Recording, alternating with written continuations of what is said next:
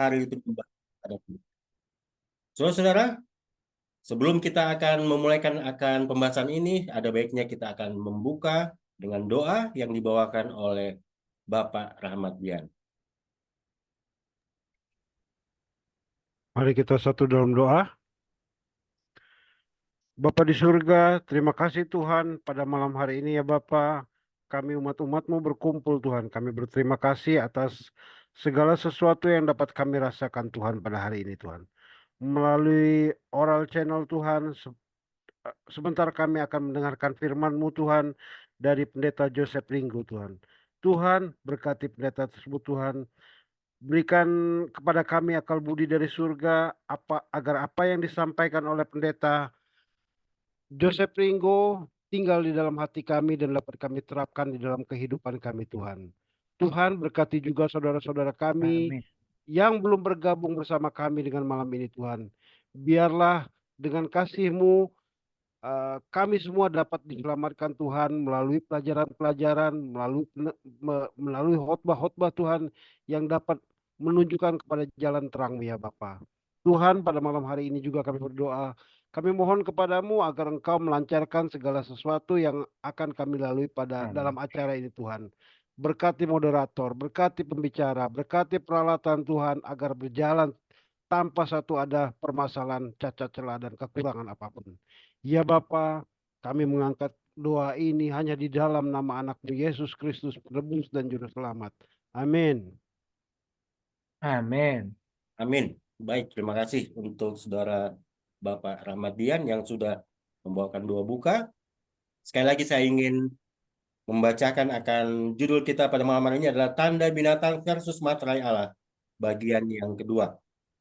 Tidak membuang waktu pada malam hari ini, kita persilakan saja waktu dan tempat. Kami persilakan untuk Pendeta Joseph Ringgo. Baik. Shalom dan salam sejahtera Bapak Ibu Saudara-saudaraku yang dikasihi Tuhan. Kita senang bisa bertemu kembali pada pertemuan malam ini yang akan membawa kita melanjutkan pembahasan kita yang lalu, dan judulnya adalah Tanda Binatang versus Materai Allah. Malam ini kita akan hanya fokus kepada mencoba memperlihatkan dua pandangan. Dan yang pasti kenapa dua pandangan? Karena di pertemuan yang pertama kita sudah mengerti bahwa sekarang ada dua hari peribadatan. Dan karena sudah ada dua, mari kita coba lihat apa yang dikatakan oleh dia yang memulaikan peribadatan Sabat gereja dan dia yang tetap meminta umatnya untuk memelihara Sabat ciptaan Allah. Dan saya mau sampaikan kepada semua pendengar, baik nanti yang berada di Zoom maupun yang atau berada nanti menonton kembali ini di YouTube. Tujuan daripada pembelajaran ini bukan untuk menyerang satu kelompok. Tetapi buku Wahyu akan mengungkapkan berbagai hal yang berkaitan kepada perjalanan waktu, perjalanan prinsip, dan kemudian perebutan apa yang disebut dengan umat. Saudara dan saya adalah umat yang diperebutkan. Hanya ada dua yang memperebutkan saudara dan saya. Yang satu adalah Yesus Kristus yang telah mau mencurahkan darah untuk mengambil kita kembali, menebus kita, membeli kita dari keterjualan kita ke dalam dosa. Sementara yang satu lagi, di dalam Wahyu 12 ayat 12, ada naga yang menginginkan supaya jangan hanya dia yang binasa dalam api penghukuman yang sudah disediakan oleh Allah. Nah, karena itu jika pelajaran ini mengungkap sedikit lebih banyak atau lebih arah kepada sasaran dan menyebutkan gereja atau lembaga-lembaga tertentu, bukanlah tujuan kita untuk mendiskreditkan atau merendahkan atau sedang menghinakan. Tetapi karena itu berkaitan dengan apa yang Alkitab sedang ungkapkan, bahwa penyesatan tidak datang lagi dari luar, tapi datang dari dalam gereja itu sendiri. Dan ketika gereja itu sudah disusupi oleh kekuatan yang disebut sebagai kekuatan dari apa? Dari kuasa kegelapan itu, maka kadang-kadang gereja tidak lagi melihat dia sudah sesat, malah dia justru akan menjadi lebih progres, lebih bertindak berani untuk membela dirinya. Nah, saya akan membagikan share screen saya kepada saudara dan semoga share screen ini akan bisa membantu kita melihat lebih baik nanti pelajaran ini. Judulnya adalah, saya sampaikan di sini, tanda binatang versus meterai Allah, part yang kedua. Saudara boleh juga melihat nomor telepon saya kalau nanti ada yang saudara mau bertanya. Dan bagi saudara-saudara yang baru masuk dalam pembahasan ini atau baru malam ini kita bertemu, saya mengundang saudara untuk boleh mengikuti kembali judul-judul yang lain yang merupakan seri belajar nubuatan, khususnya pekabaran dari Wahyu 14 ini. Nah, saudara-saudara yang dikasih Tuhan, pertemuan kita di minggu depan akan digantikan oleh Vigilance dan mereka akan membawa pelajaran tentang bait suci. Dan pertemuan kita nanti akan dimulai lagi di bulan Juni, bagian yang ketiga, tapi judulnya akan kita buat berubah sedikit, yaitu bilangan binatang. Ya, tanda dan bilangan binatang itu pada umumnya adalah sama. Sekali lagi kita berdoa saudaraku, saya ingin kita berdoa untuk meminta kuasa Roh Kudus. Bapa yang baik, Bapa yang penuh kasih, kami sudah duduk bersama di rumah kami masing-masing, di mana kami dapat memantau webinar ini. Dan karena itu Tuhan, ada kerinduan dari hati kami untuk mengenal dan memahami pelajaran firman-Mu. Dan biarlah Tuhan setiap pendengar kami, baik nanti yang akan mendengar lewat YouTube maupun yang sekarang mendengar lewat Zoom, diberkati Tuhan dengan hikmat akal budi, kesabaran dan pengertian serta kerelaan untuk menerima pelajaran ini dengan baik dan mencoba menggali apa yang dikatakan oleh Alkitab untuk memastikan apakah itu benar sesuai dengan firman. Dan Bapa di surga, berkati hamba yang berbicara, berkati semua umat-Mu yang mendengarkan. Dalam nama Yesus kami berdoa. Amin. Saudaraku, sekali lagi saya ingin ingatkan topik tanda binatang versus meterai Allah atau topik tanda binatang adalah topik yang diperdebatkan oleh banyak orang. Dan sangat banyak pemahaman yang sedang dibangun sehingga dengan demikian banyak orang yang akhirnya terbawa kepada arus yang lain. Kembali kita baca Wahyu 14 ayat 9 dan 10, dan seorang malaikat lain, malaikat ketiga menyusul mereka dan berkata dengan suara nyaring, jikalau seorang menyembah binatang dan patungnya itu dan menerima tanda pada dahinya, perhatikan, menerima tanda pada dahinya dan pada tangannya. Dahi adalah simbol daripada apa? Pikiran, tangan adalah simbol dilakukan. Diterima di pikiran, dipahami, dan dengan sadar, dan dengan kebebasan memilih yang dimilikinya, dia melakukannya. Dan dengan diterima di pikiran, dilakukan, berarti itu sudah menjadi dijiwai dan mendarah daging kepada dirinya. Lalu apa yang dilakukan Allah kepada mereka yang menerima tanda itu, yang menerima pada dahinya, ia akan minum dari anggur murka Allah. Siapa ia? Mereka yang menerima tanda binatang, yang akan minum dari anggur murka Allah, yang disediakan tanpa campuran dalam cawan murkanya, dan ia akan disiksa dengan api dan belerang di depan mata siapa? Malaikat-malaikat kudus, dan di depan mata anak domba. Nah, saudara yang dikasih Tuhan, yang saya mau sampaikan kepada saudara di sini, tentu kita akan melihat bagaimana bagaimana kelanjutan daripada pelajaran ini. Nah, apakah tanda binatang itu sudah ada sekarang ini?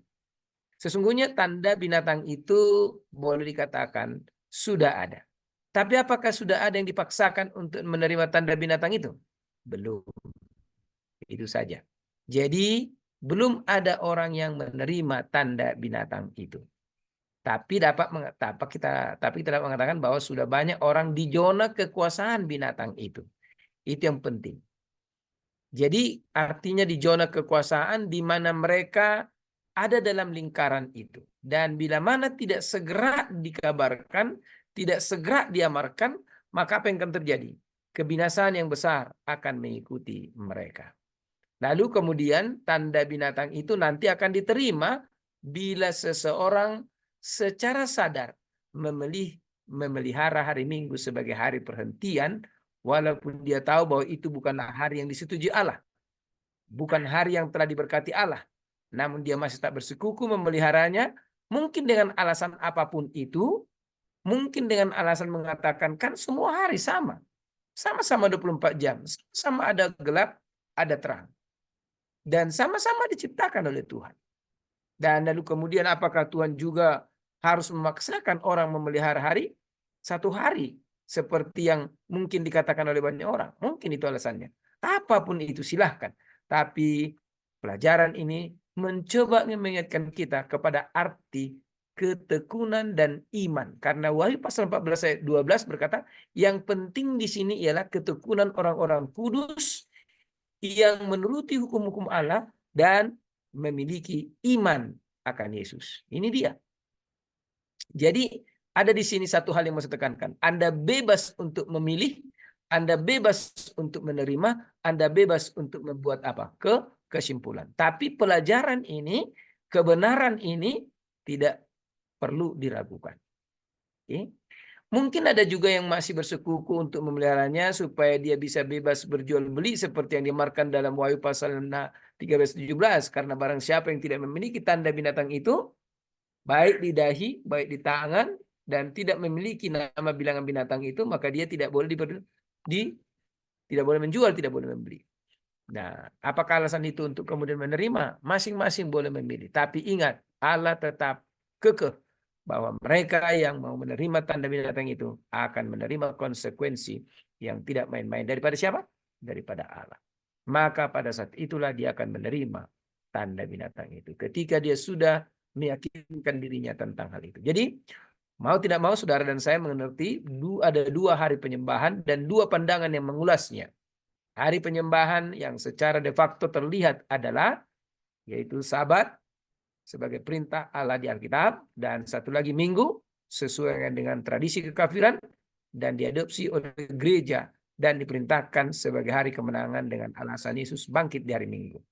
Saudaraku, bagi saudara yang masih bergereja di hari Minggu, ingat Allah adalah Allah yang konsisten. Dan saya pernah mengatakan bahwa bila mana kita mau menguji suatu ajaran, harus kita lihat konsistensi ajaran itu. Ketika ajaran itu berubah oleh waktu, itu bukan dari Allah. Dan karena sifat Allah tidak akan pernah berubah. Oleh karena itulah, maka pelajaran ini kami harapkan akan menegur masing-masing kita dan mengambil sikap untuk lebih memilih mengasihi Allah. Nah, tentu kita ingin mengulas sedikit atau mengulang bagaimana kita mengerti Roma Katolik ada binatang yang disebutkan dalam pelajaran nubuatan yang kita sedang pelajari sekarang ini, yang bersama dengan binatang yang kedua dari Wahyu pasal 13, yaitu kelompok kekuasaan Amerika yang akan memaksakan tanda-tanda, bukan tanda-tanda, yang memaksakan tanda binatang itu, yang kemudian nanti akan kita lihat tanda binatang itu adalah pemeliharaan hari Minggu sebagai hari Sabat gereja. Dan kemudian saudara kalau mengikuti berbagai media, itu akan juga menjadi Sabat dunia atau Sabat bumi, yang kemudian dalam istilah yang sekarang sedang digelontorkan, the Green Sabbath, ya. Lalu kemudian Alkitab telah menggariskan catatan sejarah dunia dengan begitu baik, sehingga umat manusia yang dengan tulus mau menyembah Tuhan dapat melihat kekuatan-kekuatan dunia yang akan menjadi agen iblis di dunia ini hingga sampai perjalanan akhir dunia berdosa. Jadi kita sebentar lagi akan melihat kekuatan binatang, atau bukan kekuatan sebenarnya. Bagaimana penggambaran Alkitab tentang gereja yang disebut dengan Roma Katolik. Sekali lagi saya mengingatkan, ketika saya sebut nama Roma Katolik, saya tidak sedang menyerang gereja ini, tapi saya memperlihatkannya sebagai sebuah kegenapan dari Alkitab, di mana Alkitab sendiri mengakui dan mulut Yesus mengatakan bahwa penyesatan akan menyusup masuk dalam gereja dan memurtadkan gereja itu, ya. Jadi jangan berpikir saya sedang menyesatkan saudara atau mengganggu pikiran saudara dengan kata-kata saya, tapi ini adalah satu pernyataan dari Alkitab. Mari kita sekarang melihat beberapa fakta dari garis nubuatan tentang sejarah dunia dan sejarah kekuasaan dunia yang pada dasarnya akan digunakan oleh iblis menentang kekuasaan Allah. Kita lihat yang pertama adalah singa kerajaan Babel tahun 605 sampai 539. Babel mendirikan patung dan memaksakan orang untuk menyembah, dan ada kurban, bukan ada kurban, saya korban ya. Ada victim yang terjadi, yaitu 3 orang muda Ibrani yang kemudian dicampakkan ke dalam perapian yang menyala-nyala. Disusul dengan beruang kerajaan Medo-Persia. Ada Daniel yang menjadi kurbannya, di mana kekuasaan ini digunakan agen kegelapan itu untuk menghancurkan umat Allah yang setia. Macan tutul kerajaan Yunani. Oh, ini lebih banyak, tapi catatannya tidak di Alkitab, tidak dicatatkan. Sejarawan mencatat bahwa di kerajaan Yunani di zaman daripada Epipanes, bait suci dihinakan melalui mengorbankan babi dan darahnya dicurahkan di mezbah kurban bakaran, dan itu merupakan satu penghinaan yang luar biasa. Lihat, kerajaan yang ketiga, macan tutul kerajaan Yunani, menjadi salah satu yang digunakan oleh iblis untuk menghinakan bait suci Tuhan. Sesudah itu naga, yaitu kerajaan Roma. Dalam Daniel pasal 7 ini disebut dengan istilah binatang yang menakutkan. Beberapa versi Alkitab bahasa Inggris mengatakan naga, the dragon. Dan kerajaan ini paling lama memerintah tahun 168 sebelum Masehi sampai 476 Masehi. Dan di kerajaan ini Yesus lahir. Dan Yesus melalui Herodes, penguasa Roma untuk Judea pada saat itu, memerintahkan pembunuhan anak-anak kecil hanya untuk mencari seorang bayi yang disebut Yesus yang lahir di Bethlehem. Korban banyak bayi-bayi dibunuh tanpa merasa sayang sedikit pun. Lihat pekerjaan iblis. Apa artinya? Ini mengingatkan kita bahwa kerajaan-kerajaan dunia akan, kekuasaan-kekuasaan dunia atau political power of this earth akan digunakan untuk maksud setan menghancurkan umat-umat Tuhan di dunia ini. Yang kemudian ke-10.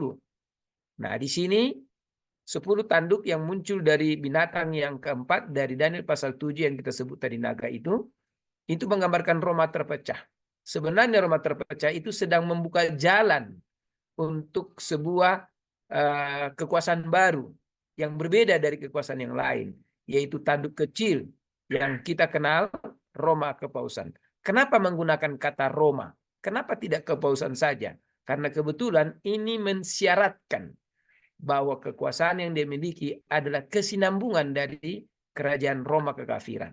Dan itu makanya di gereja ini akan banyak tradisi-tradisi kekafiran yang masuk ke dalam gereja, baik penyembahan kepada patung, baik juga kepercayaan kepada santo-santo, dan juga liturgika-liturgika seperti misa dan lain sebagainya yang tidak ada dalam Alkitab.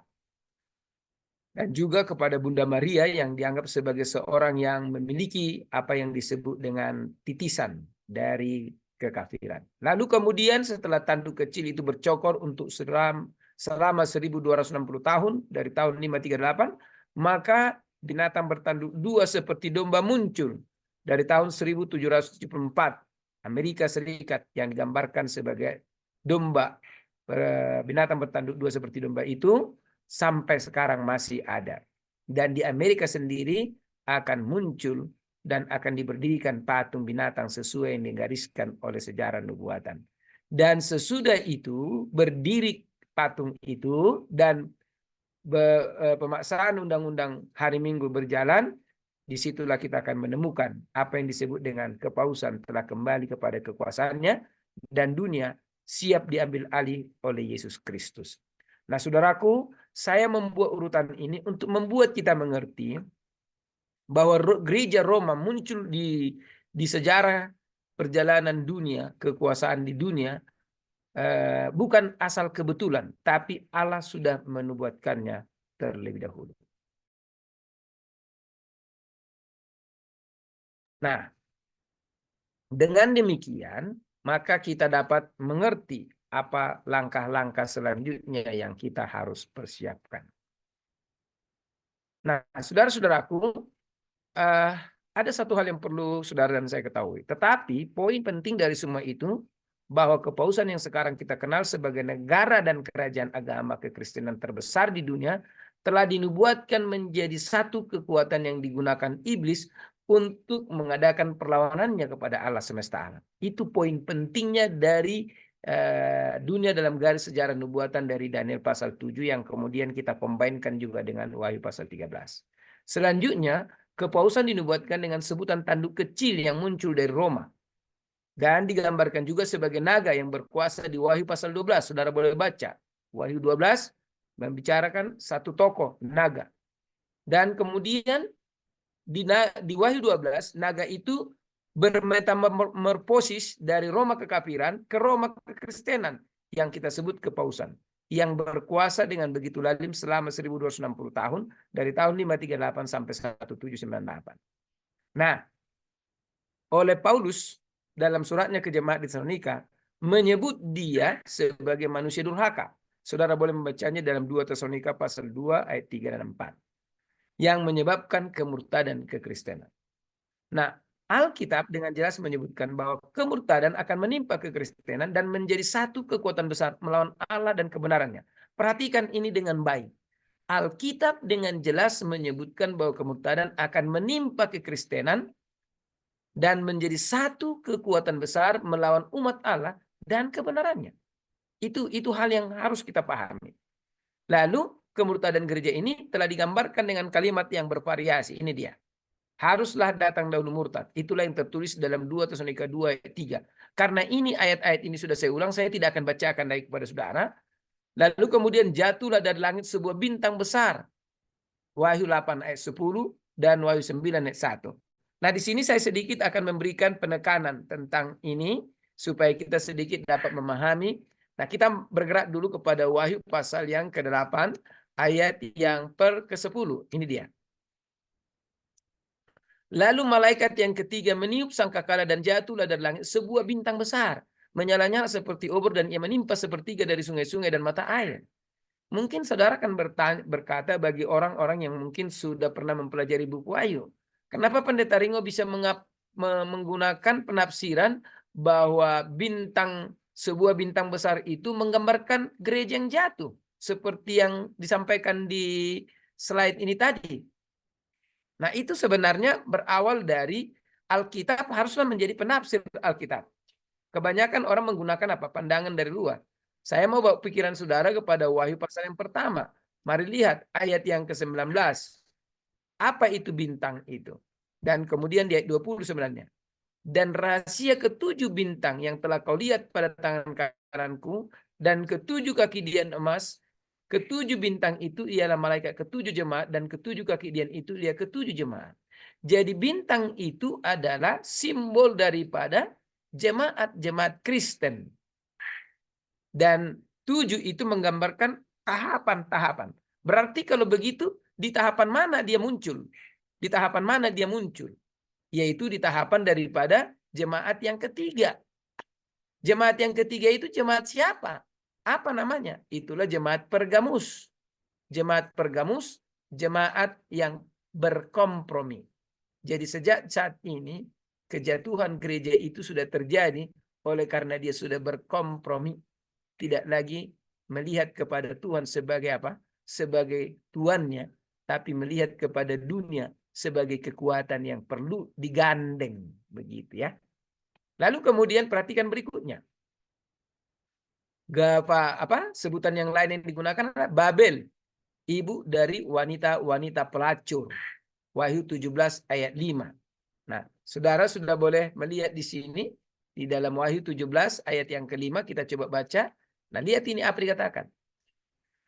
Dan pada dahinya tertulis satu nama rahasia. Dahinya siapa? Dahinya perempuan yang duduk di atas seekor binatang. Ini. Ya, mari ke sini. Aku akan menunjukkan kepadamu putusan atas pelacur yang duduk di tempat yang banyak airnya. Ini duduk yang pertama. Lalu kemudian dia duduk juga di atas seekor binatang yang merah ungu. Tapi dia duduk di atas seekor binatang merah ungu itu sedang dilihat di padang gurun. Nah, kita tidak akan membahas ini. Tetapi yang saya mau maksudkan adalah perempuan adalah simbol gereja. Dan ketika dikatakan Babel adalah ibu dari wanita-wanita pelacur, berarti gereja dari gereja-gereja yang lain. Ternyata dari dia keluar gereja-gereja yang lain. Itulah yang terjadi reformasi kekristenan yang dibawakan oleh Wycliffe, dan kemudian sekitar abad ke-16 kekristenan memiliki banyak cabang yang luar biasa. Dan ternyata mereka-mereka yang kemudian memisahkan diri dari gereja besar itu akhirnya bersatu lagi. Makanya dia disebut ibu dari wanita-wanita pelacur. Nah, saudaraku, gereja murtad ini adalah metamorfosis naga di Wahyu 12. Di mana naga itu disebutkan sebagai nama lain dari Roma kekafiran. Wahyu 12 ayat 3-5 itu menggambarkan Roma kafir, di mana naga menunggu anak itu dilahirkan dan hendak menelan anak itu. Itu adalah peristiwa di mana Yesus ingin dibinasakan, ditelan oleh simbol yang digambarkan oleh naga, itulah Roma kafir. Di bawah kekuasaan Roma besar pada saat itu. Dan kemudian dia bermetamorfosis menjadi Roma kepausan. Wahyu 12 ayat 13-16. Dan kemudian Wahyu 13 ayat 1-8 itu menunjukkan dia dalam bentuk yang lain, yaitu bahwa dia menjadi seperti kekuasaan, bukan lagi sebagai agama. Dan perempuan yang duduk di atas binatang merah ungu, Wahyu 17 ayat 1-5 adalah bagian lain dari cara Alkitab menjelaskan siapa sebenarnya kekuatan yang akan memaksakan tandanya ini. Nah, saudaraku, saya mau membawa pikiran saudara, kalau saudara boleh melihat, kita akan mencoba membahas nanti satu pembahasan dari sebuah surat kerasulan Paus Yohanes Paulus II yang berjudul Dies Domini. Nah, kalau Dies Domini ini saudara boleh buka di Translate Google, lalu saudara menggunakan bahasa Latin, maka Dies Domini ini akan diterjemahkan ke bahasa Indonesia Hari Tuhan. Jadi hari Tuhan milik gereja versus hari Sabat milik Allah. Nah, ini yang kita akan bahas. Dan poin view-nya adalah Sabat dan Minggu Alkitab berhadapan dengan surat kerasulan gereja. Kita mulai beberapa pernyataan. Hari ke-7 adalah hari Sabat siapa? Hari Sabat Tuhan. Tetapi kita harus melihat bagaimana pernyataan Alkitab tentang hari ke-7. Hari ke-7 adalah hari Sabat Tuhan. Alkitab berkata itu adalah hari berhenti dari pekerjaan. Kejadian 2 dan 3 dengan jelas mengatakan berhentilah ia pada hari ke-7. Kata berhenti dalam bahasa Ibrani artinya sabat. Sabat itu berhenti. Apakah Tuhan bersabat di hari Minggu, di hari ke-7? Ya. Jadi Tuhanlah yang memulaikan bersabat pada hari ke-7, di mana dia telah berhenti dari segala pekerjaannya. Banyak orang mengatakan, mana ada dibilang di Kejadian 2 ayat 2 dan 3 bahwa ada sabat di sana. Saudara boleh buka Alkitab menggunakan eSword. eSword adalah sebuah aplikasi di dunia internet yang saudara boleh buka, lalu kemudian saudara download dan install di Alkitab di laptop saudara, lalu kemudian saudara apa? Saudara masuk kepada Kejadian 2 ayat 2 dan 3, lalu lihat dalam bahasa Ibrani. Maka saudara akan ditunjukkan bahwa kata berhenti artinya sabat. Lalu kemudian perhatikan kata 7. Lalu Allah memberkati hari ke-7. Hari ke-7 yang benar sabat. Tapi kan Allah tidak bersabat, kata banyak orang. Perhatikan kata berhenti di ayat 2. Itu artinya bersabat. Ya. Jadi berhenti itu sabat. Hari ke-7 sabat juga. Makanya di dalam bahasa Ibrani untuk membuat dia berbeda disebut dalam bahasa Yunani untuk dia membuat menjadi kata benda sabaton. Ya. Jadi hari ke-7 itu sabaton. Sementara berhenti sabat. Nah, lalu perhatikan.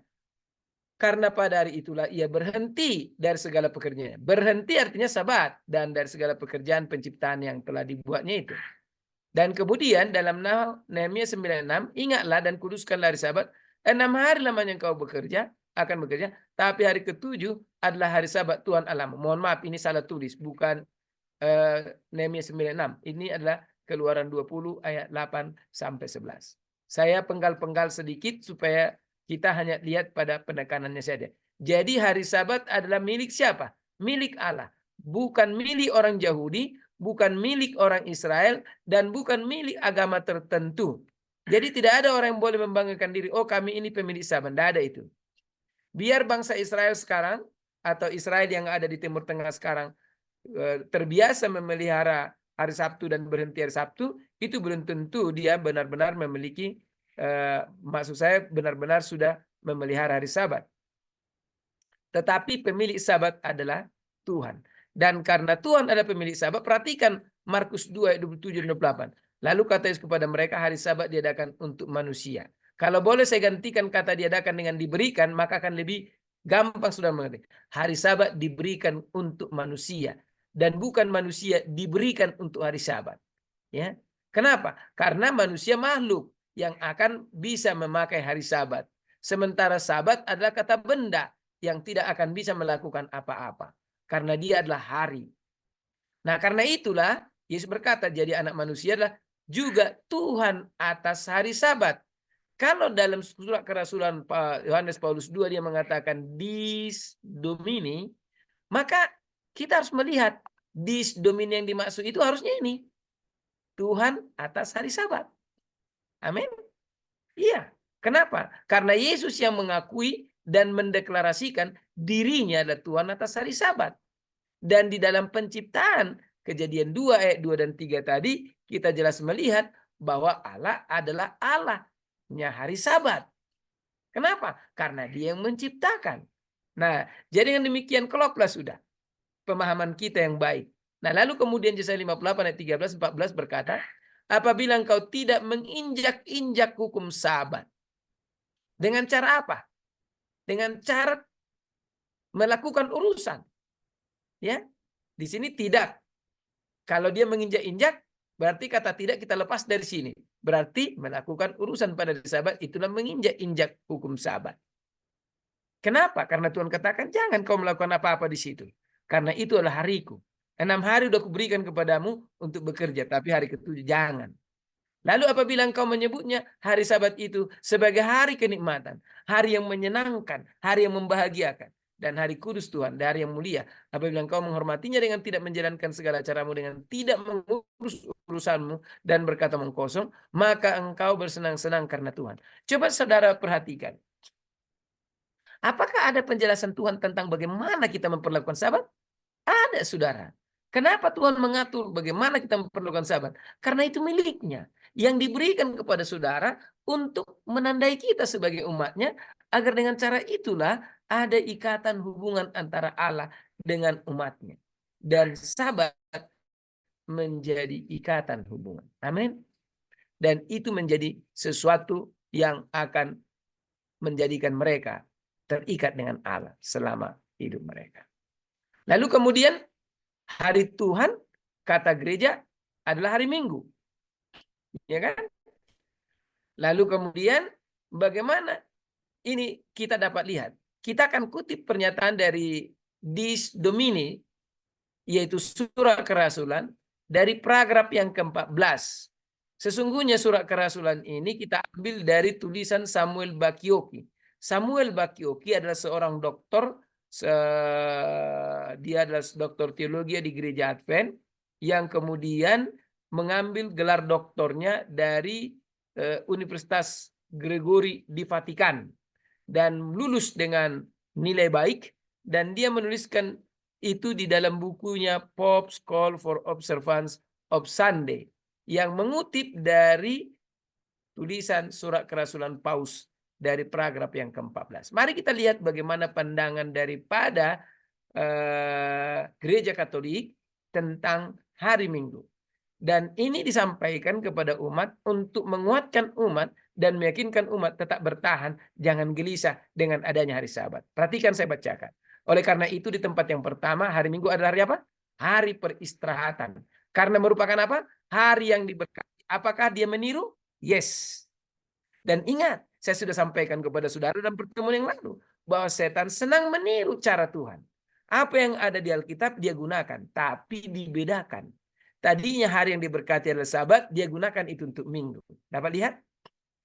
Dan perhatikan, saya ulang lagi bacaan ini supaya lebih jelas. Oleh karena itu di tempat yang pertama diakui bahwa minggu adalah hari pertama. Dia sebutkan tempat yang pertama. Hari Minggu adalah hari peristirahatan. Karena merupakan hari yang diberkati oleh Allah dan dikuduskan. Saya mau tanya, apakah ini benar atau bohong? Tentu bohong. Dengan dia berbohong berarti apa? Dia sedang menistakan Allah. Benar? Yang dipisahkan dari hari lain untuk menjadi di antara semua hari Tuhan. Jadi dia menggunakan sebutan hari Tuhan itu adalah hari Minggu. Perhatikan lanjutnya. Jika Paulus atau rasul-rasul lainnya telah berusaha untuk mendorong pengabaian hari Sabat, sebuah institusi. Perhatikan, secara dia tidak langsung dia mengikuti cara yang digunakan oleh setan pada waktu menggoda Hawa. Dia sedikit tidak lari daripada konteks-konteks ayat-ayat Alkitab itu. Hanya saja dia buat begini, jika Paulus atau rasul lainnya telah berusaha untuk mendorong pengabaian hari Sabat, berarti Paulus dan rasul-rasul yang lain itu mengabaikan hari Sabat, kan begitu? Kalau saudara jeli membacanya. Lalu saya lanjut dulu ya. Sebuah institusi 1000 tahun yang berakar kuat dalam kesadaran religius masyarakat dan mengadopsi penyembahan pada hari Minggu sebagai gantinya, pasti akan ada banyak pertentangan dari pihak Yahudi Kristen. Jadi kenapa Paulus tidak terang-terangan mengabaikan hari Sabat? Karena dia adalah datang dari orang Yahudi. Dia adalah seorang apa? Dia seorang ahli kitab. Ya. Maka dengan demikian kalau terang-terangan dia mengubah, maka dia akan dilempari dengan batu. Dan hasilnya gagal untuk membawa kekristenan. Kan kira-kira begitu yang saya disampaikan oleh penulis surat kerasulan ini. Yaitu Paus Yohanes Paulus II. Saya lanjutkan yang di bagian ini. Tidak ada gemanya, tidak ada gema dari kontroversi Sabat Minggu dalam Perjanjian Baru adalah bukti yang paling jelas bahwa pengenalan ibadah hari Minggu adalah fenomena pasca rasuli. Jadi diakui setelah rasul-rasul itu mati itu baru muncul. Dan fenomena itu dibawa oleh siapa? Apakah rasul-rasul? Tidak. Ada yang lain.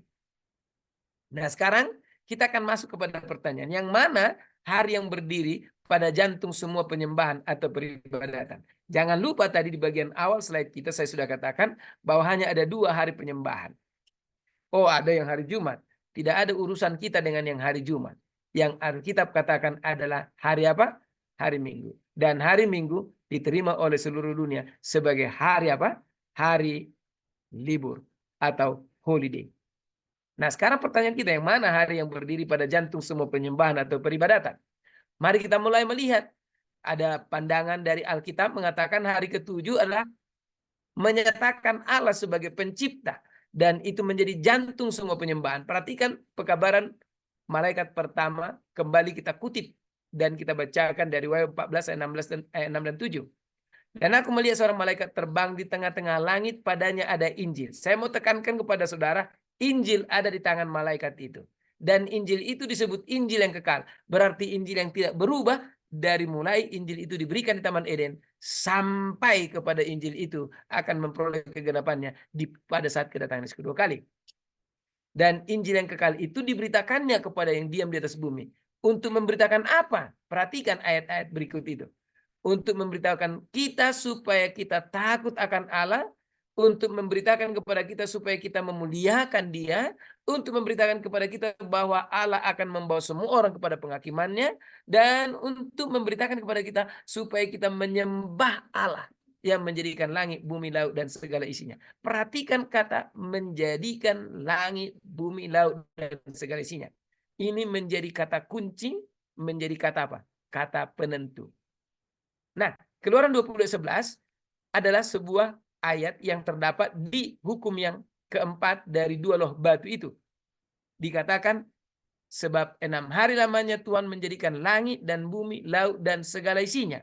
Perhatikan, ini boleh kita katakan, Wahyu pasal 14 ayat 6 dan 7. Ketika ada seruan malaikat, sembahlah Dia yang telah menjadikan langit dan bumi dan laut dan segala isinya. Dia sedang merujuk kepada hukum keempat yang tertulis di loh pertama dari 2 loh batu yang diberikan Allah kepada Musa. Dapat mengerti saudaraku? Nah, sekarang kita lihat komentar gereja. Hari Minggu kata dia. Tapi dia tidak mengatakan di situ sebagai Allah pencipta. Tapi mencoba menggunakan anak narasi yang lain, yaitu hari kebangkitan. Nah, kita akan lihat apa yang disampaikan di sini. Ini ada sedikit salah masuk apa ini ya. Baik, saya akan masukkan ke sini dulu nanti. Baik. Saya harus memberikan, mohon izin sebentar, saya akan minta waktu di mana kita dibawa kepada satu, mohon izin untuk, nah ini dia. Perhatikan, pandangan Gereja Katolik. Oleh karena itu, di tempat pertama, hari Minggu adalah hari peristirahatan. Karena hari yang diberkati oleh Allah. Oh, ini saya sudah sampaikan tadi ya. Oke, baik. Saya akan kembalikan dulu. Yang ini dia ya. Yang ini. Ini yang saya maksud. Ikatan yang erat antara hari Minggu dan kebangkitan Tuhan sangat ditekankan oleh semua gereja timur dan barat. Dalam tradisi gereja timur khususnya, setiap hari Minggu adalah Anastasimos Hemera. Anastasimos Hemera ini artinya adalah hari kebangkitan. Dan ini sebabnya mengapa hari itu menjadi inti dari semua ibadah. Jadi, saudara-saudaraku yang dikasihi Tuhan, inti dari semua ibadah sesuai dengan apa yang disampaikan oleh siapa tadi? Oleh gereja tadi, maka mereka menggunakan istilah kebangkitan di sini. Kebangkitan pada hari Minggu itu menjadi inti. Pertanyaan tadi, yang mana hari yang berdiri pada jantung semua penyembahan? Gereja mengatakan hari Minggu. Kenapa? Karena itu adalah inti dari pengorbanan Yesus Kristus. Dan karena dia sudah mati, dia harus bangkit. Jadi itu inti. Nah, pertanyaan muncul berikut. Hari apa yang menjadi tanda yang membedakan umat Allah dari yang lain? Kita akan lihat apa yang dikatakan oleh Alkitab. Alkitab mengatakan hari Sabat adalah tanda peringatannya. Nah, kita coba lihat apa yang dikatakan. Perhatikan di dalam Yehezkiel 20 ayat 12 dan 20. Kata-kata ini sangat bagus sekali dan saya senang saudara-saudara boleh menggunakan komparasi dengan membuka versi-versi Alkitab dalam bahasa Inggris.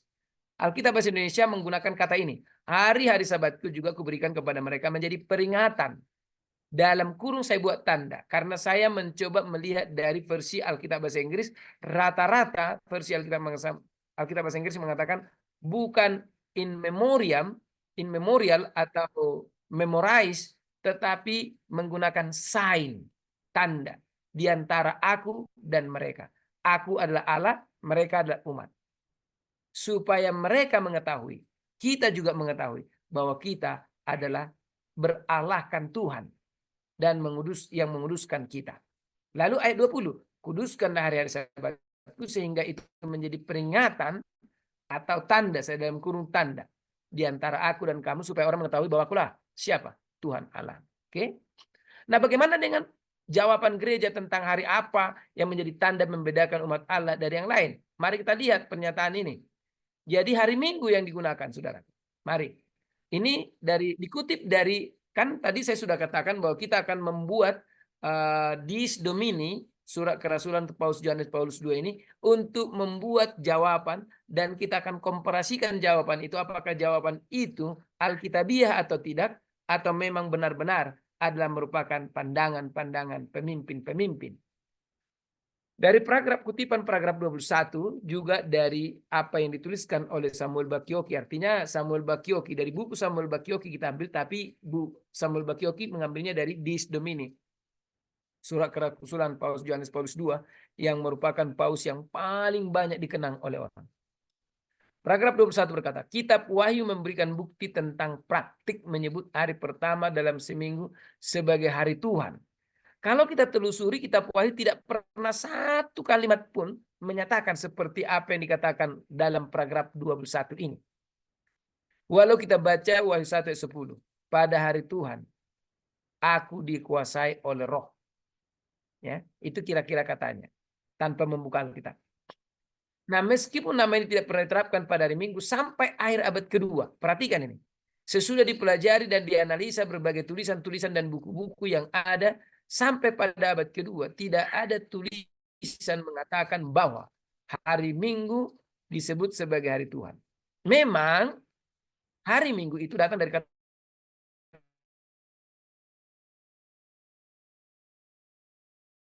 Domingus. Domingus Hemera. Apa ya. Tadi apa dikatakan? Domingus, Domini Hemera atau jadi itu hari Tuhan. Itulah arti Domingus itu. Nah, lalu kemudian perhatikan sampai akhir abad kedua dalam Injil Apokrif Petrus. Hal ini tidak dapat ditarik kembali ke zaman Alkitab. Jadi hal ini sekarang menjadi ciri khas yang membedakan orang Kristen dengan dunia sekitar mereka. Hal ini maksudnya apa?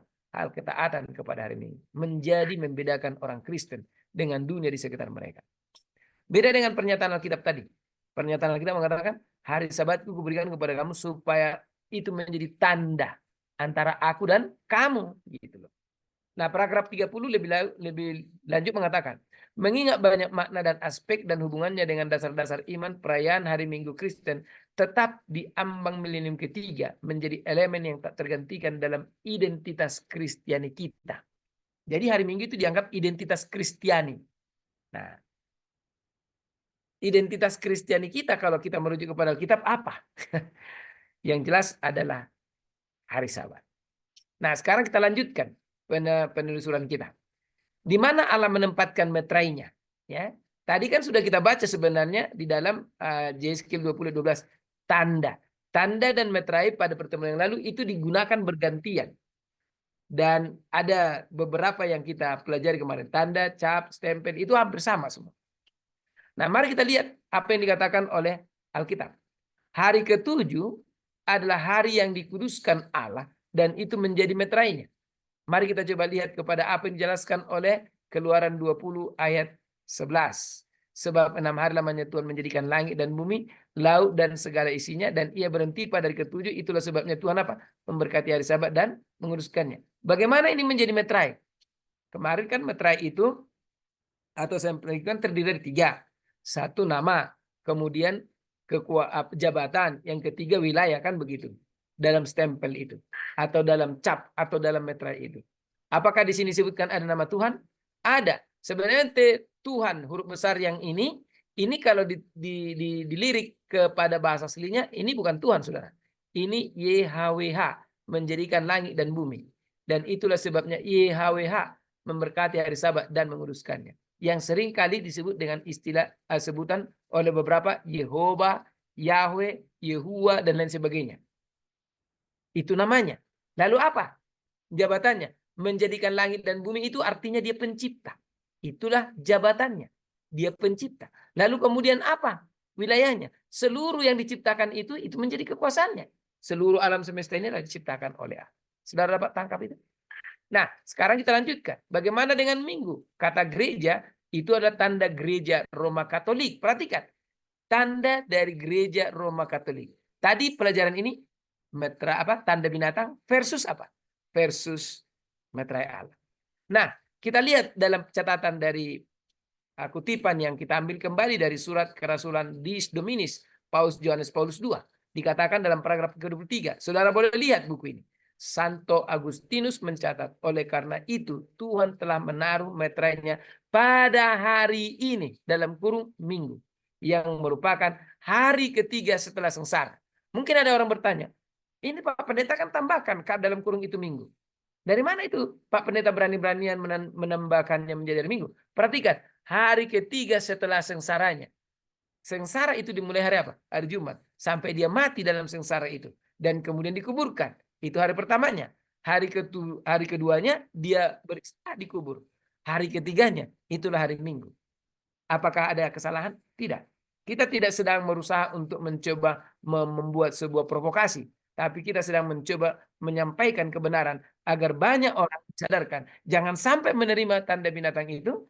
Tanda binatang itu adalah tanda daripada gereja murtad itu. Dan kemudian akan menerima anggur murka Allah. Selanjutnya, hari manakah dari semua hari itu ditinggikan Allah? Nah, kita akan coba lihat di sini. Hari ke-7 beda dari hari yang lain. Karena hari ke-7 Allah tidak bekerja. Hari ke-7 Allah hanya bersama dengan Adam dan Hawa. Allah memberkati hari ke-7 itu dan memberikannya kepada Adam dan Hawa. Kenapa kan diberikan? Karena Adam dan Hawa adalah ciptaan Tuhan. Allah ingin Adam dan Hawa menikmati hari yang penuh sukacita. Oke?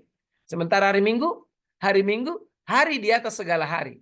Dan semua orang dari membaca Dies Dominis yang digunakan oleh Paus Yohanes Paulus II tadi dapat memahami bahwa hari Minggu disebutkan sebagai hari di atas segala hari. Nah, pertanyaan yang berikut, apakah hubungan hari Minggu dengan hari matahari atau pagan? Apakah ada hubungan? Saya ingin membantu saudara untuk melihat ini dengan baik. Mari kita lihat Yeskel 8 ayat 16 dan 17. Nah, di sini kita akan melihat nanti satu hubungan.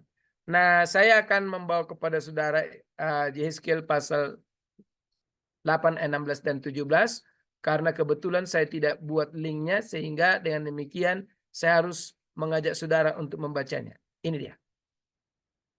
Yeskel 8 ayat 16 dan 17. Tapi nanti kita coba buka Alkitab Android kita.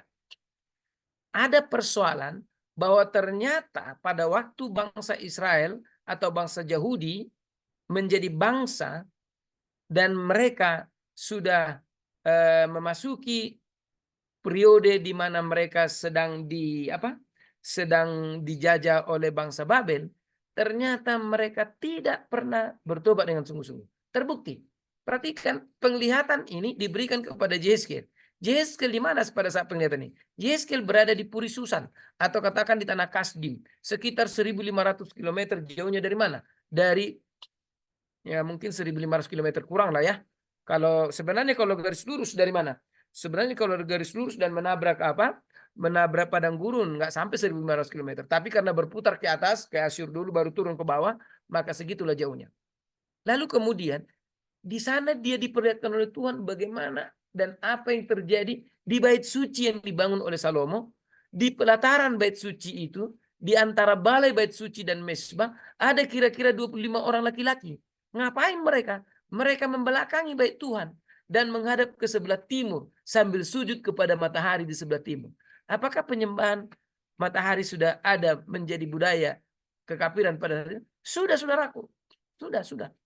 Dan kita tahu itu adalah satu hal yang hal yang tidak lagi aneh gitu. Dan karena itu Tuhan mengatakan sungguh mereka berkelakuan tidak senonoh. Perhatikan, ini pun diterima dan diakui dalam surat kerasulan Dies Dominis Paus Yohanes Paulus II. Perhatikan, institusi pastoral yang bijaksana menyarankan kepada gereja untuk mengkristenkan gagasan hari Minggu sebagai hari matahari. Jadi hari Minggu itu adalah hari matahari. Dan hari matahari itu dikristenkan. Dan itulah yang kemudian kita gunakan sebagai hari Minggu. Saudara dapat lihat itu? Nah, saya kembali lagi kepada yang tadi. Dan saya bawa saudara untuk melihat kembali kepada pelajaran ini. Nah, kita masuk ke sini. Ya. Yaitu Yeskel 8 ayat 16 dan 17. Kita sudah baca tadi. Dan sekarang kita masuk kepada ini, Minggu. Kristenisasi hari matahari. Nah, ini tadi yang saya bacakan. Dan kita sudah baca. Sekarang kita lanjutkan. Apakah diperlukan undang-undang sipil untuk mempertahankan kekudusan dan Sabat? Ya, ini menjadi pertanyaan. Kenapa? Mungkin orang berkata begini. Buktinya orang-orang Israel itu kan kerajaannya kan kerajaan yang berhari Sabat. Tapi apakah ada undang-undang dalam kerajaan yang diaturkan oleh kerajaan Israel bahwa kita harus berhari Sabat? Oh iya, ada. Apa buktinya? Buktinya sampai sekarang orang-orang Yahudi dan negara Israel hari Sabtu itu hari libur. Benar. Dengan meniru seperti ini, yang walaupun bukan atas perintah Tuhan, nanti akan kita coba pelajari lebih jauh, maka kita melihat ada keinginan untuk mencoba menggunakan kekuatan tertentu kekudusan hari Tuhan.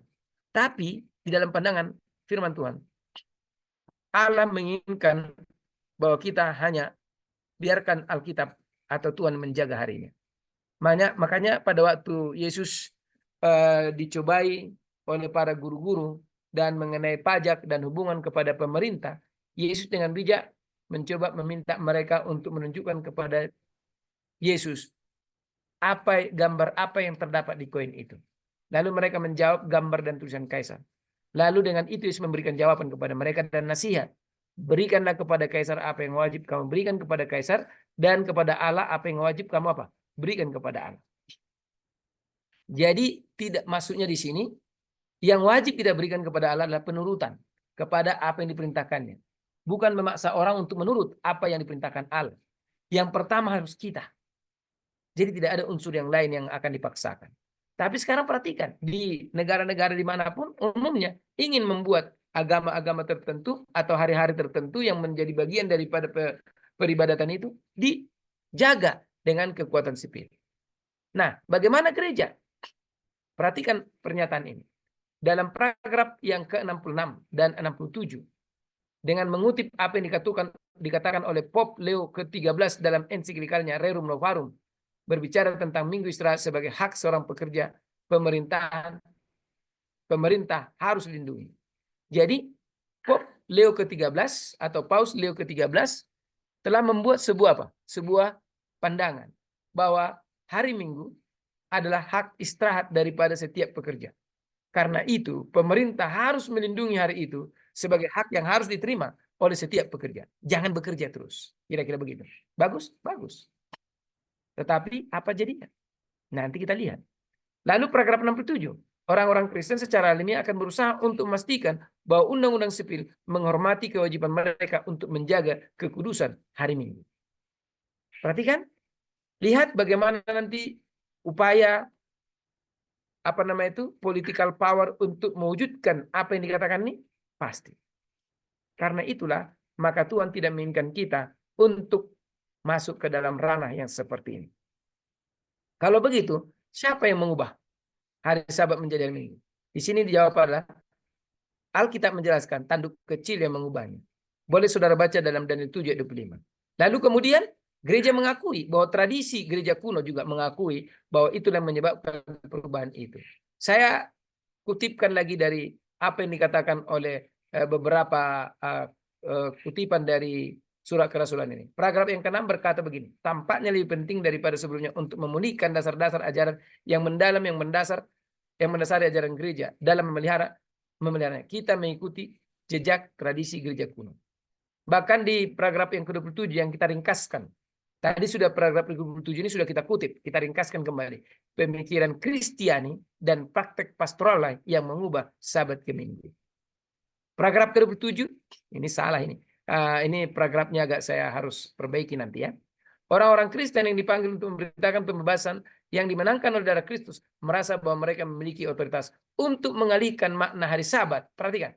Merasa bahwa mereka memiliki otoritas. Ulangan 12 ayat 8. Ulangan 12 ayat 8 ya, atau ulangan 8 ayat 12 terserah. Saudara boleh lihat nanti. Kita tidak boleh menggunakan pandangan atau perasaan kita dalam membuat kesimpulan tentang kebenaran Allah. Tapi di sini merasa bahwa mereka memiliki otoritas untuk mengalihkan makna Sabat pada hari kebangkitan. Lalu kemudian paragraf 81. Kekayaan spiritual dan pastoral hari Minggu seperti yang telah diwariskan kepada kita melalui tradisi sungguh luar biasa. Karena itulah hari Minggu menjadi lebih besar. Nah, selanjutnya saya akan mengutipkan kepada saudara pena inspirasi menjelaskan bahwa setan melalui gereja yang murtad itu telah mengubah pemeliharaan hari Sabat ke hari Minggu, hari Dewa Matahari. Mari kita lihat. Pandangan pena inspirasi dalam buku Kemenangan Akhir halaman, nah ini nanti kutipannya ini di yang ini ya, tapi kita baca dulu sebelumnya. Penipu ulung itu belum menyelesaikan pekerjaannya. Belum menyelesaikan pekerjaannya. Ia telah bertekad untuk mengumpulkan dunia Kristen. Siapa? Dunia Kristen. Saya ulang, siapa? Dunia Kristen, saudara. Jadi berhati-hati. Sasaran pekabaran ini kepada saudara dan saya adalah Kristen. Dan karena itulah, maka saudara dan saya harus berbahagia malam ini telah diamarkan. Karena itu berdoalah dengan sungguh-sungguh. Jika ini sedikit banyak mengganggu pikiran saudara, itu baik. Karena kalau tidak mengganggu pikiran saudara, berarti tidak ada efek. Ya kan? Saya ulang. Ia telah bertekad untuk mengumpulkan dunia Kristen di bawah panji-panjinya dan menjalankan kuasanya melalui wakilnya. Siapa? Paus yang angkuh. Ia menyatakan dirinya sebagai siapa? Wakil atau representasi Kristus. Yang dalam bahasa Latin itu Vicarius Fidei. Dan menjadi nama yang didonasikan oleh Konstantin. Nanti kita akan pelajari dalam pertemuan berikutnya, karena pertemuan berikutnya kita akan membahas mengenai bilangan binatang. Yang banyak orang kemudian persoalkan. Tapi kita tidak akan persoalkan, malah justru akan kita buat terang. Melalui orang kafir yang setengah bertobat, nah perhatikan. Bagaimana gereja dimurtadkan? Ada banyak orang yang masuk ke dalam gereja, belum bertobat benar, udah dibaptiskan. Hati-hati ini. Dan orang-orang yang setengah bertobat ini kemudian menjadi pemimpin-pemimpin yang berpengaruh di gereja. Sehingga pertimbangan mereka tidak sehat untuk kita gunakan. Perhatikan kembali melalui orang-orang kafir yang setengah bertobat, imam-imam yang ambisius, dan orang-orang gereja yang mengasihi dunia ini, yang mencapai maksud dan tujuannya. Jadi melalui orang-orang yang setengah bertobat dan orang-orang ambisius yang ada di dalam gereja tapi mengasihi dunia, begitu caranya. Dia gunakan orang itu. Musyawarah-musyawarah abad telah diadakan dari waktu ke waktu, di mana para pejabat-pejabat tinggi gereja dari seluruh dunia diundang untuk berkumpul. Saudara-saudaraku, ini teramat benar. Ini ditulis sekitar tahun 1800 mencapai tahun 1900-an.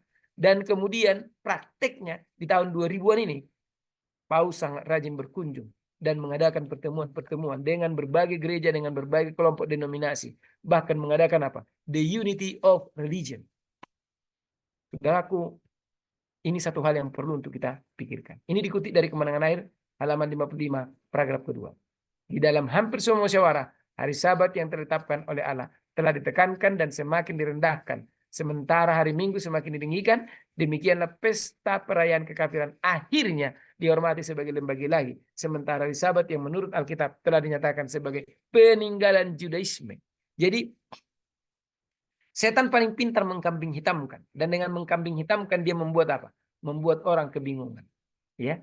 Nah, saudara-saudaraku yang dikasih Tuhan, mari kita lanjutkan pembahasan kita ini, agar dengan demikian Tuhan memberkati kita. Nah, itulah yang saya mau sampaikan kepada saudara mengenai pandangan-pandangan atau uraian-uraian yang kita bisa jelaskan. Nah, sekarang kita akan melihat ada analogi yang sedang digunakan oleh firman Tuhan di dalam Alkitab ini yang membuat kita mengerti bahwa Daniel 3 memberi gambaran bagaimana sahabat palsu gereja hari Minggu akan dipaksakan. Dari sini dia. Daniel pasal 3 di sini kan Babylon mendirikan patung. Wahyu pasal 13 binatang yang kedua mendirikan patung. Lalu kemudian Daniel pasal 3 semua bangsa diperintahkan untuk apa? Menyembah. Kemudian di Wahyu pasal 13 binatang yang kedua melalui apa? Melalui patung yang telah berdiri itu memaksakan penyembahan kepada binatang itu dan kepada naga itu serta juga kepada patung itu. Lalu kemudian apa yang digunakan? Mereka menggunakan keputusan hukuman mati untuk memaksakan. Di Daniel 3 dilemparkan ke dapur api yang dipanaskan 7 kali lebih panas, sementara di Wahyu pasal 13 mereka akan dibunuh dan kemudian apa? Mereka dipaksa. Lalu kemudian di Daniel pasal 3 ada umat Allah yang setia tak berdiri teguh di hadapan binatang itu dan patungnya dan tidak mau menyembah. Begitu juga nanti di Wahyu pasal 13 akan ada umat-umat Allah yang tetap setia, yang disebutkan mereka-mereka itulah yang kemudian dituai di Wahyu pasal yang ke-14 ayat yang ke-14. Ya, di Wahyu 14 ayat 14 mereka yang akan dituai oleh anak domba itu dan masuk menjadi apa? Pewaris kerajaan surga, dan mereka yang berdiri di depan Bukit Sion sebagai seorang yang disebut dengan sebutan 144.000. Lalu kemudian mereka menyembah Allah dan telah melihara perintah-perintahnya mendapat amarah dari Babel. Sama seperti mendapat amarah dari Nebukadnezar sebagai pemimpin Babel kepada ketiga orang muda, Sadrak, Mesak, dan Abednego. Sesudah itu apa yang terjadi? Kelepasan datang dari Allah. Nah, oleh karena itu, saya ingin sebenarnya memberikan kepada saudara satu pandangan tentang ada kaitan kenapa Babel digunakan. Mudah-mudahan nanti saya terangkan di berikutnya, tapi waktu kita sekarang sudah pukul 8:08. Jadi saya tidak akan berikan ini. Yang saya mau berikan, mungkin saya akan berikan seperti cepat. Dan saudara kalau mau materi ini silakan. Jadi Daniel pasal 3 itu kan berbicara tentang patung. Dan patung itu menurut sejarawan Herodotus beratnya 800 talenta emas sama dengan 30 ton emas. Itu satu hal yang luar biasa. Emas itu adalah juga menggambarkan sinar matahari. yang kekuning-kuningan. Dan ingat itu, ada kaitan-kaitan. Ini yang sebenarnya saya ingin sampaikan supaya nanti kita melihat kenapa kata Babel digunakan lagi di dalam buku Wahyu, menggambarkan tokoh yang akan menantang Tuhan itu. Nah, kemudian perhatikan, Babylon menggunakan sistem seksagesimal. Seksagesimal maksudnya adalah sebuah perhitungan dengan menggunakan angka 6. Sementara Tuhan menggunakan angka 7. Maka angka 6 inilah yang kita temukan dalam istilah 60 detik, 60 menit, 360 hari, 360 derajat, dan lain sebagainya. Dan perlu diingat, Nebukadnezar adalah pemimpin penyembahan dewa matahari. Dan kemungkinan besar, dewa yang diberikan patung yang diberdirikan itu dengan menggunakan emas seluruhnya, itu menggambarkan sinar matahari yang luar biasa. Dan itu kemungkinan besar adalah dewa matahari. Nah, seksagesimal ini, saudara boleh tahu bahwa penggunaan 6. Jadi perkalian angka 6. 6 kali 6, 36. Atau 60 kali 6. Yang mana adalah bilangan yang sangat signifikan di Babylon. Dan karena itulah, maka ada istilah 360 derajat, 360 hari, mewakili siklus waktu penuh, lingkaran penuh dari angkasa luar. Lalu kemudian, ada 36 dewa-dewa panteon memerintah atas 10 tingkatan dari langit dan 10 tingkatan waktu. Ini dimiliki oleh Babel. Lalu jumlah dari bilangan 1 sampai 36, kalau saudara jumlah, itu adalah 666. Dan bilangan 666 diketahui sebagai bilangan terbesar dewa matahari. Jadi nanti kalau kita belajar mengenai 666, kita akan lihat nanti. Karena Babel adalah angka 666, dan Babel modern pun adalah angka 666. Tetapi kita akan lihat apakah dapat diterapkan kepada yang lain. Dengan demikian, semua dewa dimasukkan dalam rangkuman angka yang satu ini karena dianggap berasal dari dewa matahari. Di Babylon, dewa matahari disebut Marduk. Dia dianggap sebagai penguasa absolut dari semua waktu dan semua ruang. Sama seperti kayak Tuhan. Dia adalah Allah yang omnipotent, omniscience, dan omnipresent. Lalu sistem imam Babilonia memperlihatkan konsep ini dan mendapatkan perlindungan dari dewa dengan mengenakan jimat dan medali di leher mereka. Dan jimat ini juga dikenakan oleh para pastor-pastor di gereja Katolik. Ada kalung-kalung yang mereka gunakan. Medali-medali tersebut atau kita sebutkan dengan medali. Medali-medali tersebut terbuat dari emas. Maksudnya emas murni. Karena emas adalah warna matahari. Bahkan orang-orang kuno menyebut emas sebagai embun matahari. Bukankah suatu kebetulan? Bukanlah satu kebetulan bahwa dalam Yesaya 14:4 Babel disebut sebagai kerajaan emas, dan dalam Daniel 2 Babel dilambangkan dengan kepala dari emas, medali atau jimat yang berbentuk lingkaran seperti matahari dan memiliki segi 6 di dalam jimat itu juga terbuat dari emas. Jadi itu makanya ada keunikan di sini. Walaupun kemudian nanti kita akan berpikir, loh kalau begitu kenapa Tuhan mengatakan belilah daripada emas yang dimurnikan oleh api? Ini nanti kita akan lihat pada bagian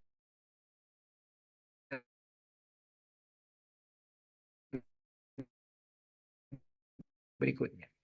Kotak yang besar, lebih kecil di dalamnya. Saudara boleh search ini di internet, kotak 36 kotak kecil jimat ini, dan setiap kotak terdapat angka dari 1 sampai 36, dan kalau dijumlahkan, maka jumlahnya itu semua adalah 666. Lalu di sisi belakang meterai atau jimat yang terdapat seekor singa yang mengamuk dengan sayap berwarna kuning seperti matahari, yang rambutnya digambarkan seperti sinar matahari. Lalu Babel digambarkan di sini sebagai singa dalam Daniel 7, sangat cocok. Dan dalam patung-patung sphinx yang ada di setiap pintu masuk kota ada gambar singa. Terkadang singa itu digabungkan dengan ular. Karena ular itu membuat lingkaran, dan lingkaran itu seperti menunjukkan angka 6. Lihat itu koneksinya. Lalu kemudian dalam dunia astrologi, Leo, singa, memerintah pada periode terpanas di setiap tahun. Yaitu mulai dari bulan Juli, tanggal 23, sampai Agustus, tanggal 22. Lalu bangsa Romawi menyerap sebagian besar sistem keagamaan mereka dari Babilonia, namun mereka membuat sistem angka yang berbeda. Mereka memilih 6 huruf dari alfabet Latin dan memberikan nilai numerik pada masing-masing huruf. Jumlah total dari ke-6 angka tersebut adalah 666. Nanti akan kita bahas itu pada pertemuan selanjutnya. Dengan demikian, angka 666 diidentikan dengan Babel dan Roma, yang disebut juga Babel di 1 Petrus 5 ayat 13.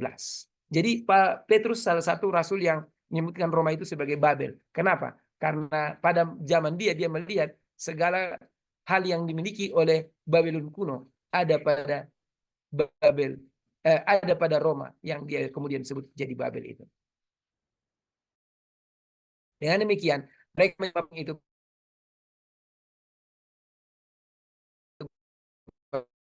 berarti menghormati. Satu simbol 6 adalah ular kobra yang keluar dari lilinnya, dan dalam banyak abjad angka 6 adalah turunan langsung dari hieroglif ular. Jadi kalau hieroglif itu kan huruf dengan menggunakan gambar. Jadi ular itu menjadi angka 6. Nah, kira-kira begitu. Dalam bahasa Yunani, ke-6 adalah stigma, yang berarti berbentuk ular melingkar. Kata stigma digunakan dalam arti negatif oleh Paulus. Ketika dia mengatakan bahwa dia menanggung stigma atau luka-luka Kristus di tubuhnya, itu artinya apa? Bahwa dia diberi tanda. Nah, jadi tanda itu adalah tanda daripada siapa? Tanda daripada ke hari apa? Penguasa gereja yang mengadopsi dari kekafiran. Nah, kesimpulan, tanda binatang itu adalah tanda kekuasaan naga, si ular tua atas gereja yang murtad itu. Itulah tanda binatang itu. Kapan tanda binatang itu akan dipasangkan? Ketika binatang yang kedua sudah membentuk patung binatang itu. Apakah sudah terbentuk patung binatangnya? Belum.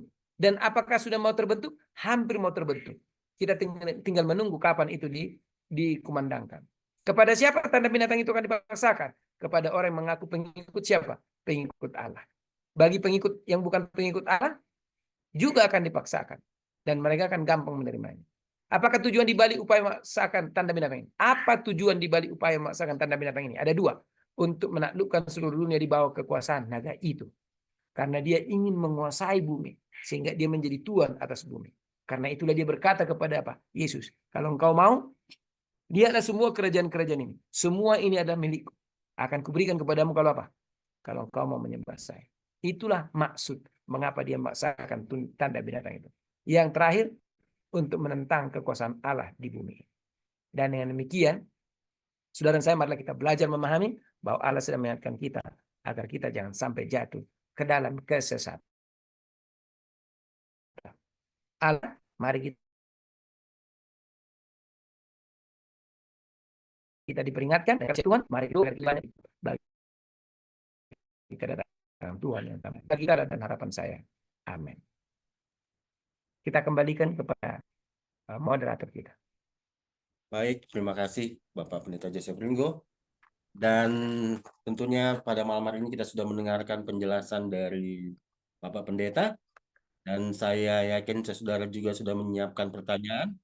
Dan sebelum kita akan memberikan pertanyaan baik melalui kolom chat ataupun juga langsung raise hand, kita akan mendengarkan terlebih dahulu lagu pujian yang akan dibawakan oleh MAMC Church Choir Philippines.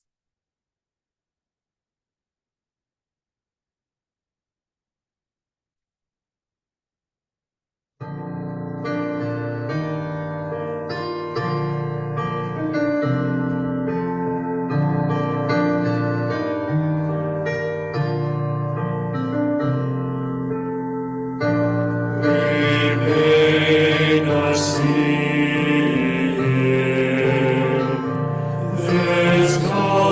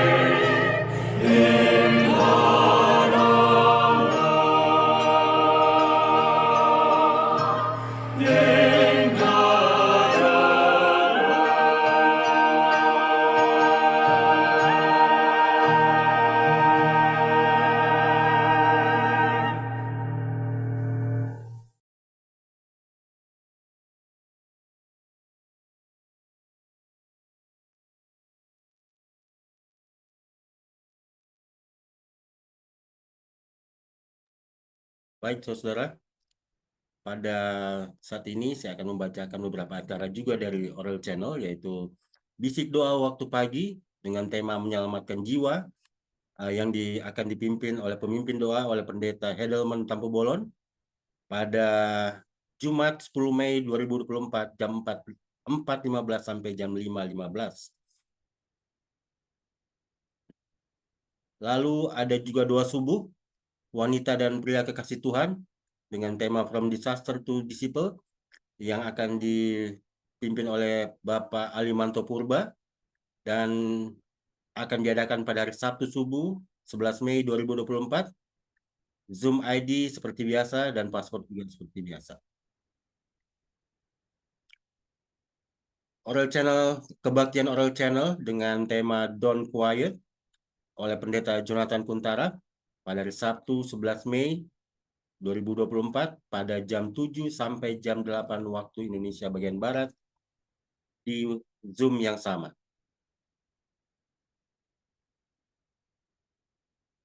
Dan ada juga A Day to Remember yang akan diadakan pada hari Minggu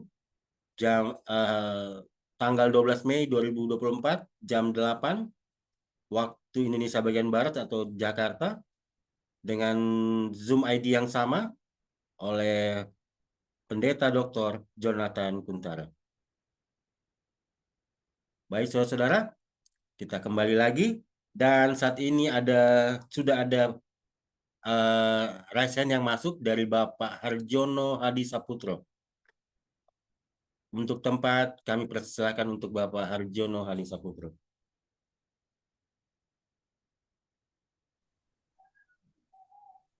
Ya, terima kasih Pak Ronald. Ya. Ada pertanyaan sedikit Pak Pendeta mengenai pemaksaan nanti bila mana terjadi undang-undang hari Minggu, pemaksaan untuk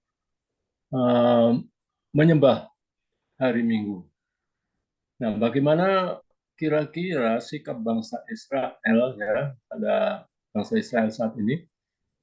Karena mengingat bahwa mereka itu memegang hari Sabat sangat gigih ya, sangat kuat ya dari zaman dulu ya, mungkin sampai sekarang juga.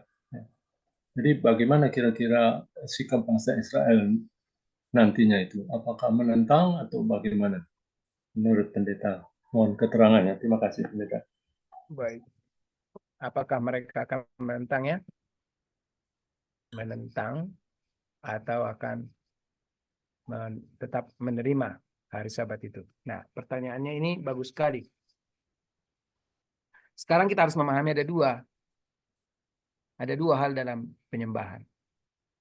Yang pertama adalah menyembah oleh karena mengasihi Allah atau menyembah oleh karena itu menunjukkan siapa kita. Bagaimana bentuknya kita menyembah Tuhan dengan tujuan menunjukkan siapa kita? Seringkali tanpa sadar kita pernah dulu mungkin mendengar orang-orang tua kita berkata begini sama teman-temannya. Kalau kau tidak berhari Sabat, pasti kau mati. Benar nggak? Iya, pasti kau mati. Jadi dia anggap hari Sabat itu hebat gitu. Ada banyak orang mengagungkan hari Sabat karena merasa hebat hari Sabat itu. Sementara apakah Tuhan menginginkan kita mengagungkan hari Sabat karena merasa hebat hari Sabat? Oh tidak. Hari Sabat hanya tanda. Dan tanda itu adalah tanda di hati, tanda di pikiran, tanda di dalam hikmat yang kita terima. Jadi oleh karena itu, hari Sabat bukan untuk diunjuk-unjukkan. Nah sekarang pertanyaan saya, orang Yahudi sekarang atau orang Israel sekarang, negara Israel, menjadikan hari Sabat sebagai apa? Tanda kebesaran mereka. Bukan tanda Tuhan. Walaupun dari awal itu tanda Tuhan. Karena itulah mereka akan menggunakan aturan sipil untuk membuat atau menjaga supaya tanda ini jangan dipermainkan. Dan karena itulah maka setiap hari Sabat orang tidak boleh membuat apa-apa. Berarti yang membuat mereka menurut apa? Peraturan sipilnya itu. Orang tidak diajarkan bagaimana menurut dengan sebuah apa? Kesadaran. Nah, oleh karena itu, bagaimana kalau nanti misalnya secara kekuasaan politis mereka akan kemudian menerima hal yang lain yang merupakan tanda kebersamaan seluruh dunia? Kemungkinan bisa? Kemungkinan bisa. Apakah saudara sudah pernah melihat bahwa pemimpin-pemimpin negara Israel bertemu dengan paus? Sudah. Benar. Berarti ada kemungkinan politis yang akan berjalan. Kemungkinan. Nah, bagaimana itu tidak? Bagaimana itu nanti? Kita lihat nanti. Karena kalau mereka bukan menuruti Allah berdasarkan keinginan dan kasih dan pemahaman dan hati yang sudah dicerahi oleh Roh Kudus atau sudah diterangi oleh Roh Kudus, sulit mereka akan menerima hari Sabat sebagai tanda kasih kepada Tuhan. Kita akan lebih membesarkan Sabatnya daripada nilai Sabat yang akan kita terima di dalam hati kita. Bedakan itu ya. Nilai Sabat itulah yang mendorong saya datang ke gereja. Tetapi bisa juga merasa malu tidak berhari Sabat mendorong saya datang ke gereja. Apakah dua hal yang berbeda? Dua hal yang berbeda, saudara. Saya menilai Sabat itu adalah kasih Tuhan kepada saya. Maka saya datang di hari Sabat. Dan saya rindu bertemu dengan Tuhan di hari Sabat. Maka itu benar. Tapi ketika saya berpikir, waduh, saya ini kan seorang pendeta. Masa gara-gara flu saya nggak datang ke gereja? Apa yang mendorong saudara datang ke gereja? Rasa malu. Itu bukan yang diminta oleh Tuhan. Umumnya daerah-daerah yang menggunakan atau negeri-negeri yang menggunakan sebuah kekuasaan sipil untuk memaksakan undang-undang agamanya, itu semua penurutannya akan penuh dengan kemunafikan. Dan bahasa-bahasanya pun akan bahasa-bahasa kemunafikan. Ya. Sabat akan membawa Anda ke surga. Siapa yang membawa kita ke surga? Apakah sabat atau Yesus? Yesus. Lihat itu. Yesus yang membawa kita ke surga. Kita berhari Sabat oleh karena kita sudah dijamin oleh Yesus sebagai miliknya, sebagai anaknya, dan Tuhan berikan Sabat kepada kita sebagai tanda kita anaknya, sebagai tanda kita miliknya. Itu dia. Jadi Sabat itu bukan menjadi hal yang aneh, sesuatu yang harus dibesar-besarkan dalam bentuk lahiriah, enggak.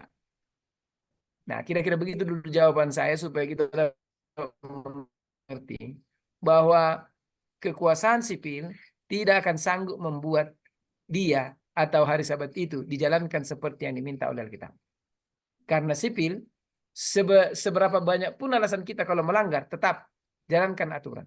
Padahal kita hanya lewat sedikit saja dari garis putih, kita sudah sudah dianggap melanggar aturan. Itu kan lampu merah, Pak. Bapak nggak boleh lewat dari jalur putih ini. Begitu Bapak lewat jalur putih, itu sudah melanggar lampu merah. Bapak ditilang. Bayangkan itu. Seperti itu nanti kalau Sabat dijadikan peraturan sipil. Jadi Tuhan ingin Sabat itu di hati kita. Saya menghindar segala sesuatu yang merupakan kegiatan yang membuat pikiran saya tersita, lalu kemudian tidak fokus kepada Tuhan, itu karena hati saya memahaminya. Cinta saya kepada Allah.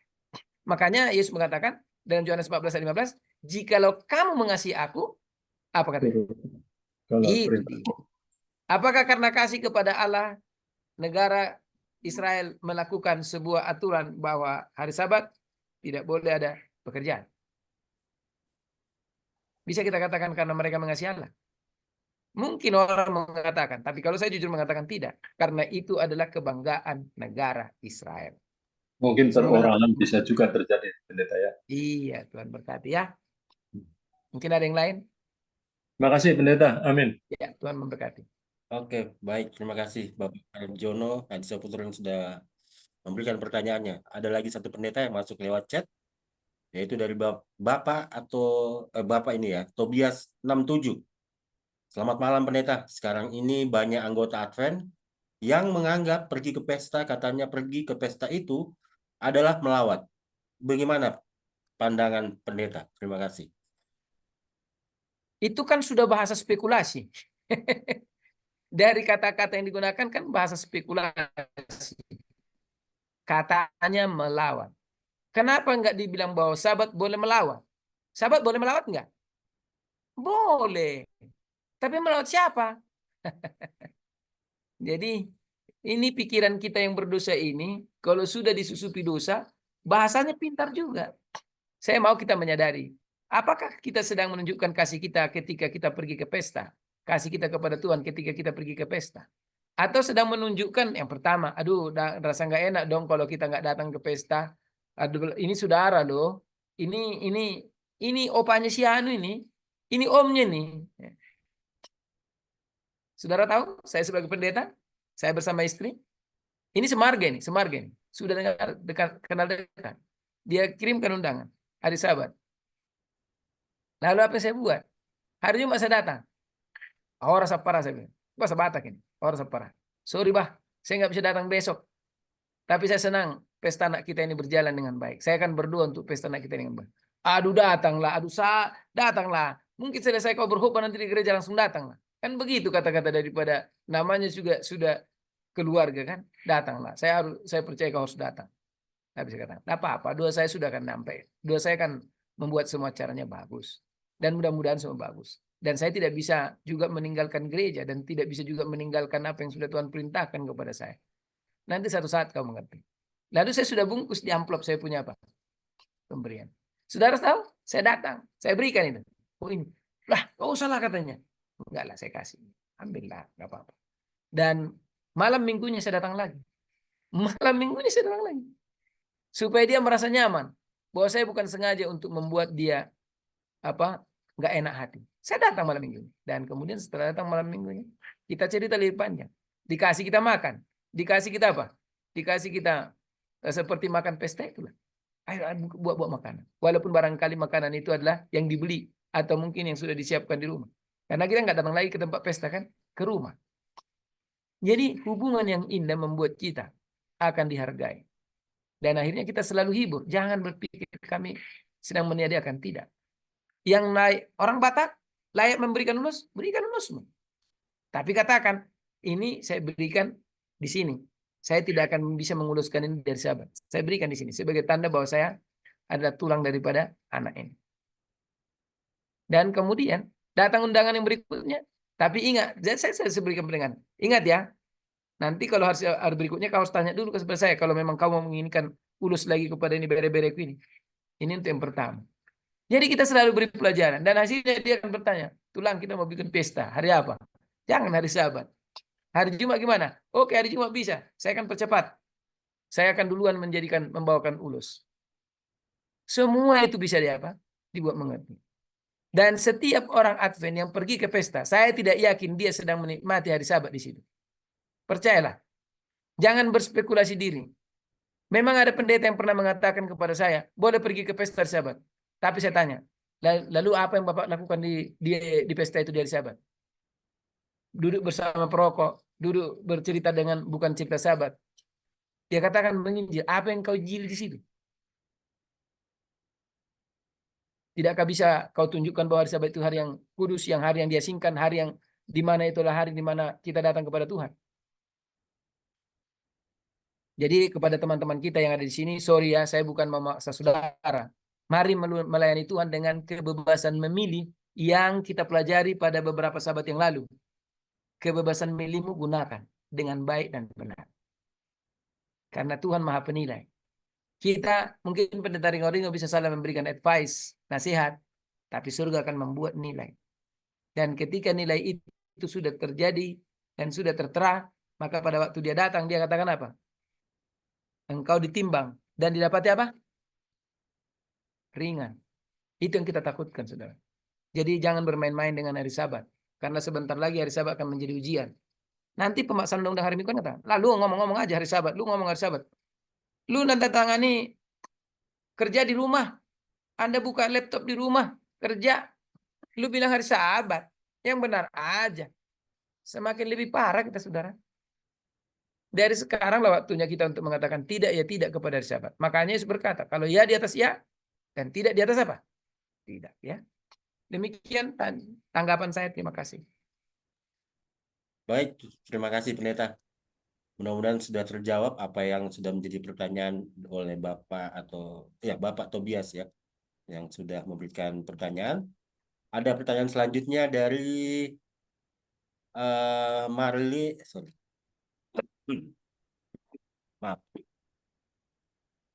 Marlin Karel. Ya, dari Marim Karel, pertanyaannya begini, Pendeta. Selamat malam, Pendeta. Terima kasih untuk firman-Nya. Ada pertanyaan yang paling banyak dilakukan pada hari Sabat, yaitu masak untuk potluck. Apakah hal ini tidak disalahkan? Baik, saya sudah pernah jawab ini kalau nggak salah pada beberapa pertemuan yang lalu, tapi saya tegaskan kembali. Tujuan hari Sabat sebenarnya apa? Kita menikmati hubungan dengan Tuhan. Lalu bagaimana dengan perut kita?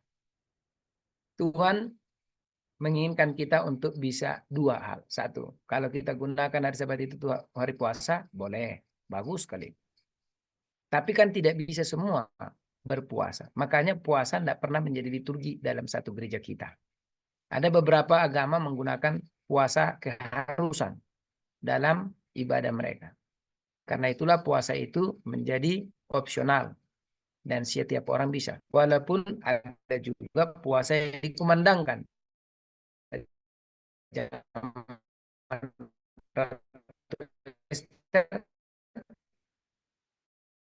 Puasa dikumandangkan.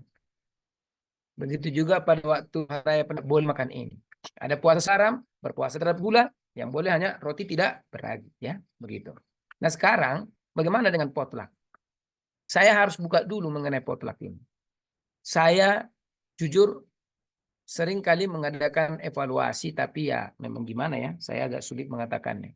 Saya lebih melihat kepada orang ada datang dengan membawa makanan, show off dengan makanan yang dia bawa. Bahkan ada 4 tempat, saudara. 4 tempat. Keluar dari mobil, 1. Gede-gede, 2, 3, 4. Ikan besar. Hah? Ikan besar. Lalu ada lagi ini. Ada lagi ini. Sebenarnya hari Sabat itu makanan apa yang baik kita makan? Kalau boleh saya katakan, roti yang hanya sekedar mengganjal perut kita agar tidak lapar, sehingga kita boleh menikmati konsentrasi berhubungan dengan Tuhan melalui berkomunikasi dengan teman, saling membangun dan saling menguatkan, mempelajari firman Tuhan. Itu yang sebenarnya. Tapi sekarang ada show off. Bahkan tidak kurang juga ibu-ibu pendeta membuatnya. Ibu pendeta juga akhirnya bikin mie gomak lah, apalah, mie apa itu? Mie yang dari Italia itu, spaghetti lah. Waduh, saya kira harusnya makanan sederhana aja. Yaitu roti atau makanan dengan sayur yang sederhana. Tapi ini saya lihat, mohon maaf ya, pikirkanlah kemuliaan Tuhan, maka kita akan berpikir hanya kemuliaan Tuhan. Tapi repot juga ya, bagaimana kita tidak?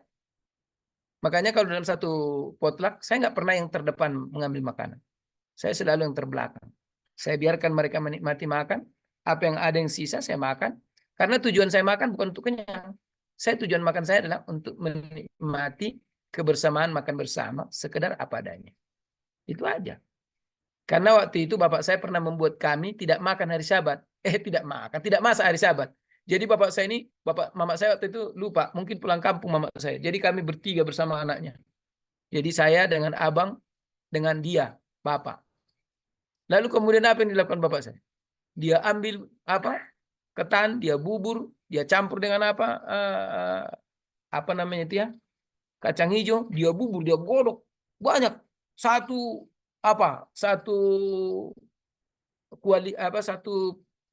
namanya itu periuk besar. Jadi setiap kali lapar makan, Namanya anak-anak yang makan terus lah kan, pulang dari gereja. Tapi lapar, oleh karena nasi nggak masuk. Itu pengertian bapak saya, maksud dan tujuannya supaya jangan dia repot masak dari Sabat. Saudara-saudara, apapun bisa kita lakukan asal kita mau. Kami juga pernah belum ada rice cooker. Mama saya masak di hari Jumat, di pagi, bukan di hari Jumat, di hari pagi. Lalu kemudian dibungkus nasi itu. Karena kami gereja jauh, sampai ada sekitar 4 km jalan. Jadi kalau pulang kita udah capek, nggak mungkin masak lagi, jadi dibungkus nasi itu. Dan kemudian hangat pada saat kita pulang. Lalu ada ikan, sayur yang sederhana. Itu aja. Jadi yang saya mau tekankan jawaban kepada itu adalah, apakah itu salah? Salah kalau itu tujuannya bukan untuk menahan lapar kita yang sederhana. Atau salah kalau saya katakan itu tidak makanan yang sederhana. Kalau makanan yang sudah show off, sampai cakalang, sampai ini semua sudah hadir di situ, es krim dan lain sebagainya. Waduh, itu bukan makan Sabat, saudara. Itu namanya makan untuk menikmati. Dan Tuhan tidak diingat lagi pada waktu makan itu. Karena sudah berebut es krim. Hati-hati seperti itu ya. Dan saya mohon kalau ada pendeta-pendeta di sini, pastikan juga. Berikan pengarahan kepada teman-teman, kita mau makan itu untuk mengganjal perut. Bukan untuk makan menikmat gitu loh. Kira-kira begitu dulu ya. Mudah-mudahan saya tidak salah. Kalau saya salah mohon dimaafkan saja. Karena ini aturan seperti ini harus kesadaran dan hikmat yang baik. Kira-kira begitu. Terima kasih. Baik, terima kasih Pendeta. Mudah-mudahan sudah menjawab pertanyaan yang sudah ditanyakan tadi. Ada pertanyaan selanjutnya, yaitu dari Ibu Beatrice. Maaf, mau bertanya mungkin sepele. Kalau kita memesan untuk hari Sabat, tapi membayarnya di hari kita memesan, bukan pada hari Sabat. Jadi sudah memesan makanan sebelum hari Sabat. Dia sudah membayar sebelum hari Sabat. Iya ya. Jadi ini bukan bicara tanda binatang lagi nih. Udah tanda Allah ini ya. Baik, ini masalah-masalah praktis ya. Masalah-masalah praktis. Saya kira kita harus bijak. Kalau kita memesan pada hari Sabat, memang mereka bukan kenal hari Sabat dengan kita. Tidak kenal hari Sabat. Dan kita sah saja memesan kepada mereka untuk membawa makanan kita pada hari Sabat sehingga kita konsen berbakti pada hari Sabat itu. Boleh-boleh saja. Tapi ingat kembali makanan itu haruslah makanan yang sederhana. Bukan makanan yang memuaskan selera makan dan kemudian keinginan makan. Ya. Jadi saya pikir ya. Ya, nanti kalau ada pertimbangan yang baik dari mereka-mereka yang menggunakan kutipan-kutipan hamba Tuhan Nyonya White, memang ada kutipan-kutipan Nyonya White tidak boleh, bukan boleh, jangan memasak pada hari Sabat. Ya, mungkin ada kutipan itu, tapi kita harus lihat konteksnya. Ya. Nah, karena secara Alkitab kita tidak pernah dilarang masak pada hari Sabat. Ya, secara Alkitab. Tetapi di beberapa tempat di daerah dingin mungkin masakan bisa awet. Beda dengan di daerah panas yang hawanya beda lalu kemudian menjadi apa? Cepat basi. Saya harus menjawab ini dengan cara yang lebih baik. Kalau saudara mau memesan makanan pada hari Sabat, gunakanlah memesan semua sudah selesai detail pada hari Jumat. Dan saudara bayar mungkin di hari Jumat atau di hari yang lain, terserah. Tetapi makanan yang kita mau makan haruslah makanan yang sifatnya adalah bukan untuk memuaskan selera. Tapi supaya kita boleh menikmati keindahan hari Sabat Tuhan. Dan kemudian kalau memang bisa digunakan tidak masak, ya silahkan. Tapi jangan menjadi beban ketika saya katakan tidak masak, lalu kemudian semuanya tidak masak. Ada satu kekhawatiran yang selalu saya harus jaga dari kita. Ketika saya mampu tidak masak pada hari Sabat, saya menegur orang dengan cara apa? Standar saya. Oh, itu salah sekali, saudara. Itu sangat-sangat salah. Jangan gunakan kehebatan kita, kesanggupan kita untuk membuat orang tersandung. Kalau engkau sanggup untuk bisa tidak makan pada hari Sabat, jangan katakan, saya bisa loh puasa pada hari Sabat. Jangan, itu tidak baik. Karena biarlah itu hubunganmu dengan Tuhan. Ya, karena itulah yang terbaik.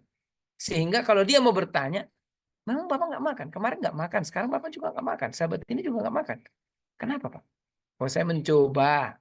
Katakan dengan baik. Saya mencoba membuat hari Sabat itu tidak makan agar saya tidak direpotkan dengan hal-hal yang lain. Sehingga saya bisa lebih konsen untuk firman Tuhan. Jangan tunjukkan diri saudara yang, oh saya sanggup, badan saya lebih sehat, dan lain sebagainya. Tidak bisa digunakan puasa atau makanan tertentu menjadi standar ya. Jadi kalau memesan makanan di luar Sabat, saya kira tidak masalah. Dan kemudian membayarnya di luar Sabat juga tidak masalah. Ya. Kira-kira demikian dulu. Tapi bagi orang-orang muda yang kebetulan mereka merantau di Jakarta, tidak memiliki dan hanya ada satu kotak kontrakan, petakan, bukan kontrakan, petakan, kadang-kadang tidak boleh masak di situ. Dia pergi kemana untuk makan, saudara? Ke warung. Bisa? Bisa. Silakan makan dengan seadanya dan nikmati makanan yang baik untuk kesehatan. Tidak ada masalah di situ. Ya, silakan. Tuhan memberkati. Itu dulu jawaban saya. Terima kasih. Oke, baik. Terima kasih Pendeta. Mudah-mudahan sudah menjawab pertanyaan dari Ibu Beatrice. Baik, Pendeta, ada satu lagi sebelum kita tutup akan acara ini. Ada satu pertanyaan yang masuk.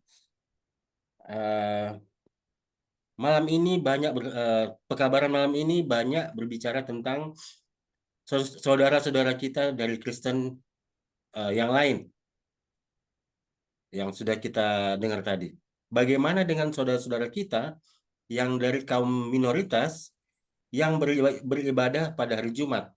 Bagaimana dengan posisi mereka? Apakah mereka selamat atau tidak? Kira-kira itu, Pendeta.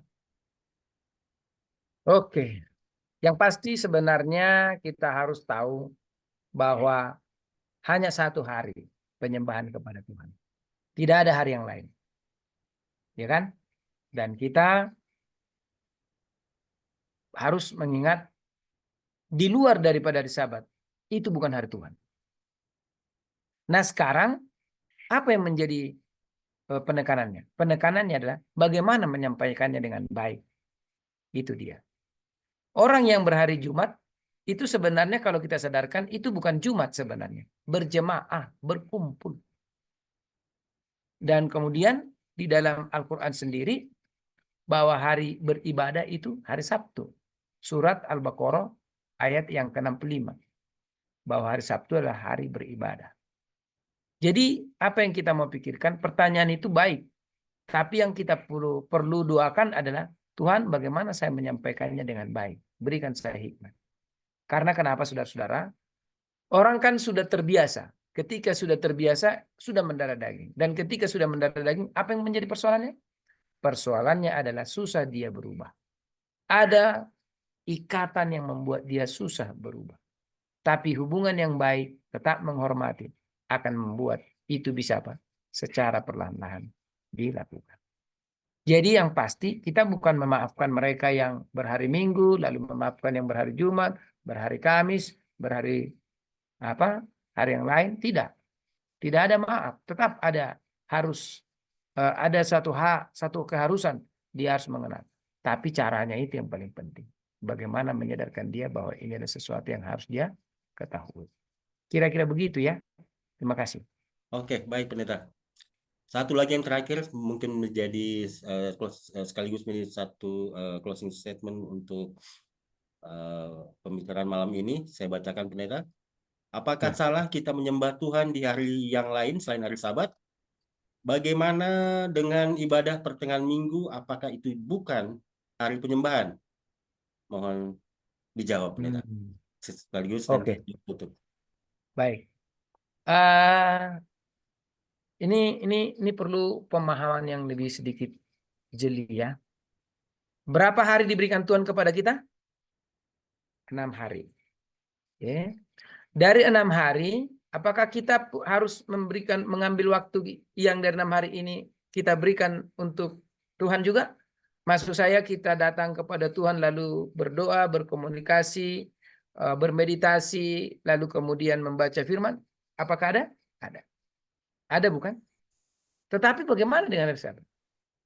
Di sini letaknya. Hari Sabat, hari yang ditetapkan Tuhan. Sementara hari Rabu malam, hari yang ditetapkan oleh gereja. Hari yang ditetapkan oleh kita bersama-sama. Supaya jangan totali kita tidak ada ibadah, tidak ada hubungan dengan Tuhan. Supaya kita ada memiliki ikatan yang selalu terkoneksi dengan Tuhan. Tidak ada salah. Tapi mencoba menggantikan hari Sabat, itu yang salah. Ya kan? Yang persoalan di sini adalah menggantikan hari Sabat. Jadi kalau Rabu malam bagaimana? Oh, nggak ada masalah. Itu adalah komitmen kita, komitmen gereja, komitmen daripada institusi gereja masing-masing ketujuh. Sementara institusi gereja yang lain pada hari Kamis atau mungkin pada hari Selasa. Tergantung. Tapi yang dimaksud yang kita harus jaga, jangan sampai mengganti hari yang Tuhan sudah tetapkan. Itu yang repot. Dan antara mencoba mensandingkan hari-hari ibadah yang tadi saya sebutkan itu dengan hari Sabat, di situ ada sedikit gesekan yang akan bisa membuat kita, ya iya juga ya. Ya kenapa rupanya Rabu juga kita ke gereja. Hari Minggu juga kita ke gereja.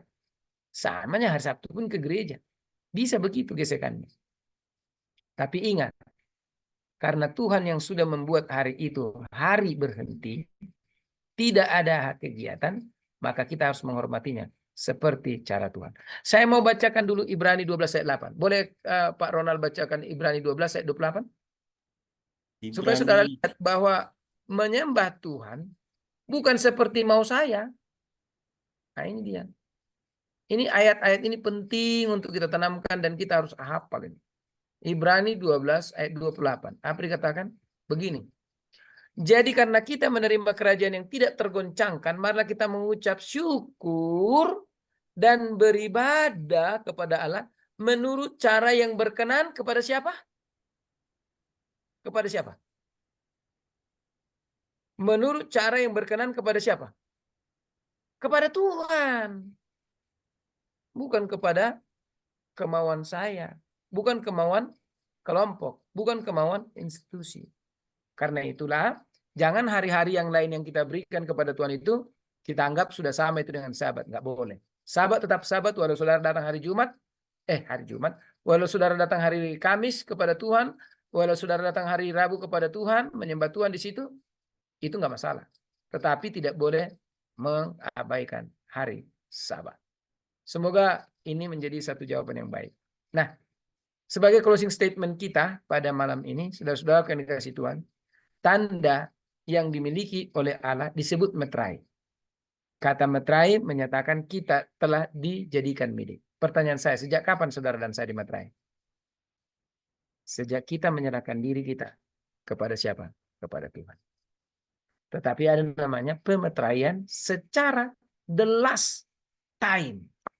Terus saudara berangkat. The last time artinya bahwa Tuhan sudah membuat proteksi. Plek. Apapun yang terjadi ini nggak boleh diganggu-gugat lagi. Sianu milikku. Setan mau buat apapun, mau bunuh dia, mau hancurkan dia, silakan. Tapi dia sudah menjadi milik Tuhan. Dan dia tidak akan bisa lagi dikalahkan. Itulah artinya meterai Allah.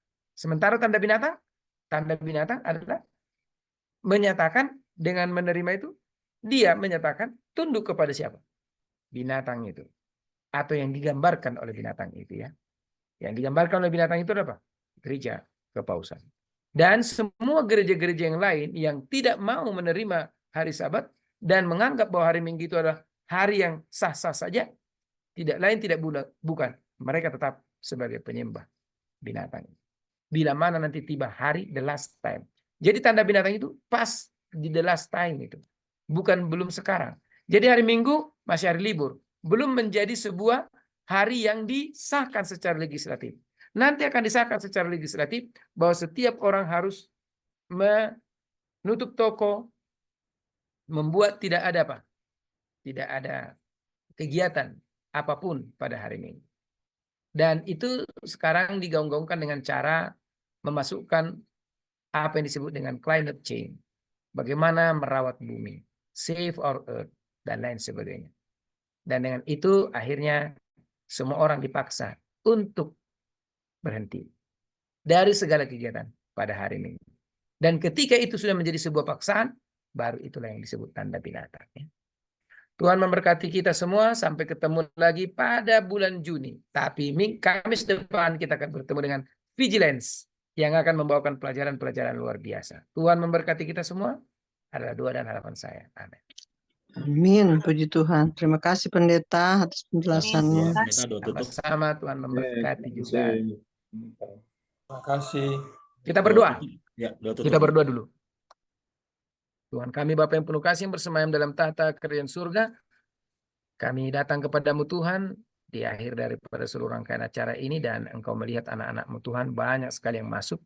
Ada juga mungkin yang belum bisa masuk, tapi mungkin melalui YouTube nanti mereka akan mendengarkan dengan baik.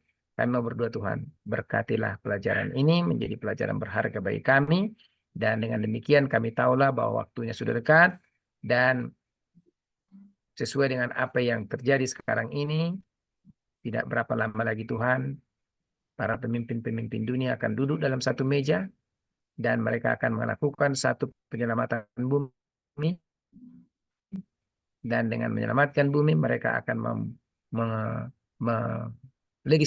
melegislasi atau membuat satu kewajiban bahwa hari Minggu setiap orang harus berkumpul dengan keluarga, dan hari Minggu harus menjadi sebuah hari di mana perusahaan-perusahaan tidak akan membuka perusahaan, industri juga tidak akan tutup. Dengan itu bumi akan lebih terawat dengan baik. Dan karena itulah maka hari Minggu akan disebut dengan The Green Sabbath. Dan dengan jalan ini Tuhan, sebenarnya hari Minggu sedang ditinggikan di dunia ini sebagai ganti hari Sabat yang Tuhan katakan. Dan ketika itu terjadi, seperti firman Tuhan berkata, angkatlah mukamu dan lihatlah penyelamatan sudah dekat. Bapa, biarlah kami boleh waspada karena Tuhan selalu mengajari kami dengan firman-Mu, dan biarlah kami boleh mengerti bahwa kami harus tetap bekerja dengan baik, tapi tetap berharap bahwa Yesus tidak lama lagi akan datang di langit. Dan kami akan melihat kemuliaan-Mu disertai dengan malaikat-malaikat-Mu dan membawa kami ke tempat. Terima kasih Tuhan, berkati semua pendengar kami tanpa terkecuali, dan segala pergumulan mereka diberkati Tuhan dengan berkat-berkat surgawi sehingga mereka berbahagia, bersuka cita. Inilah doa kami kepada-Mu Tuhan dalam miskin berdoa. Amin. Amin.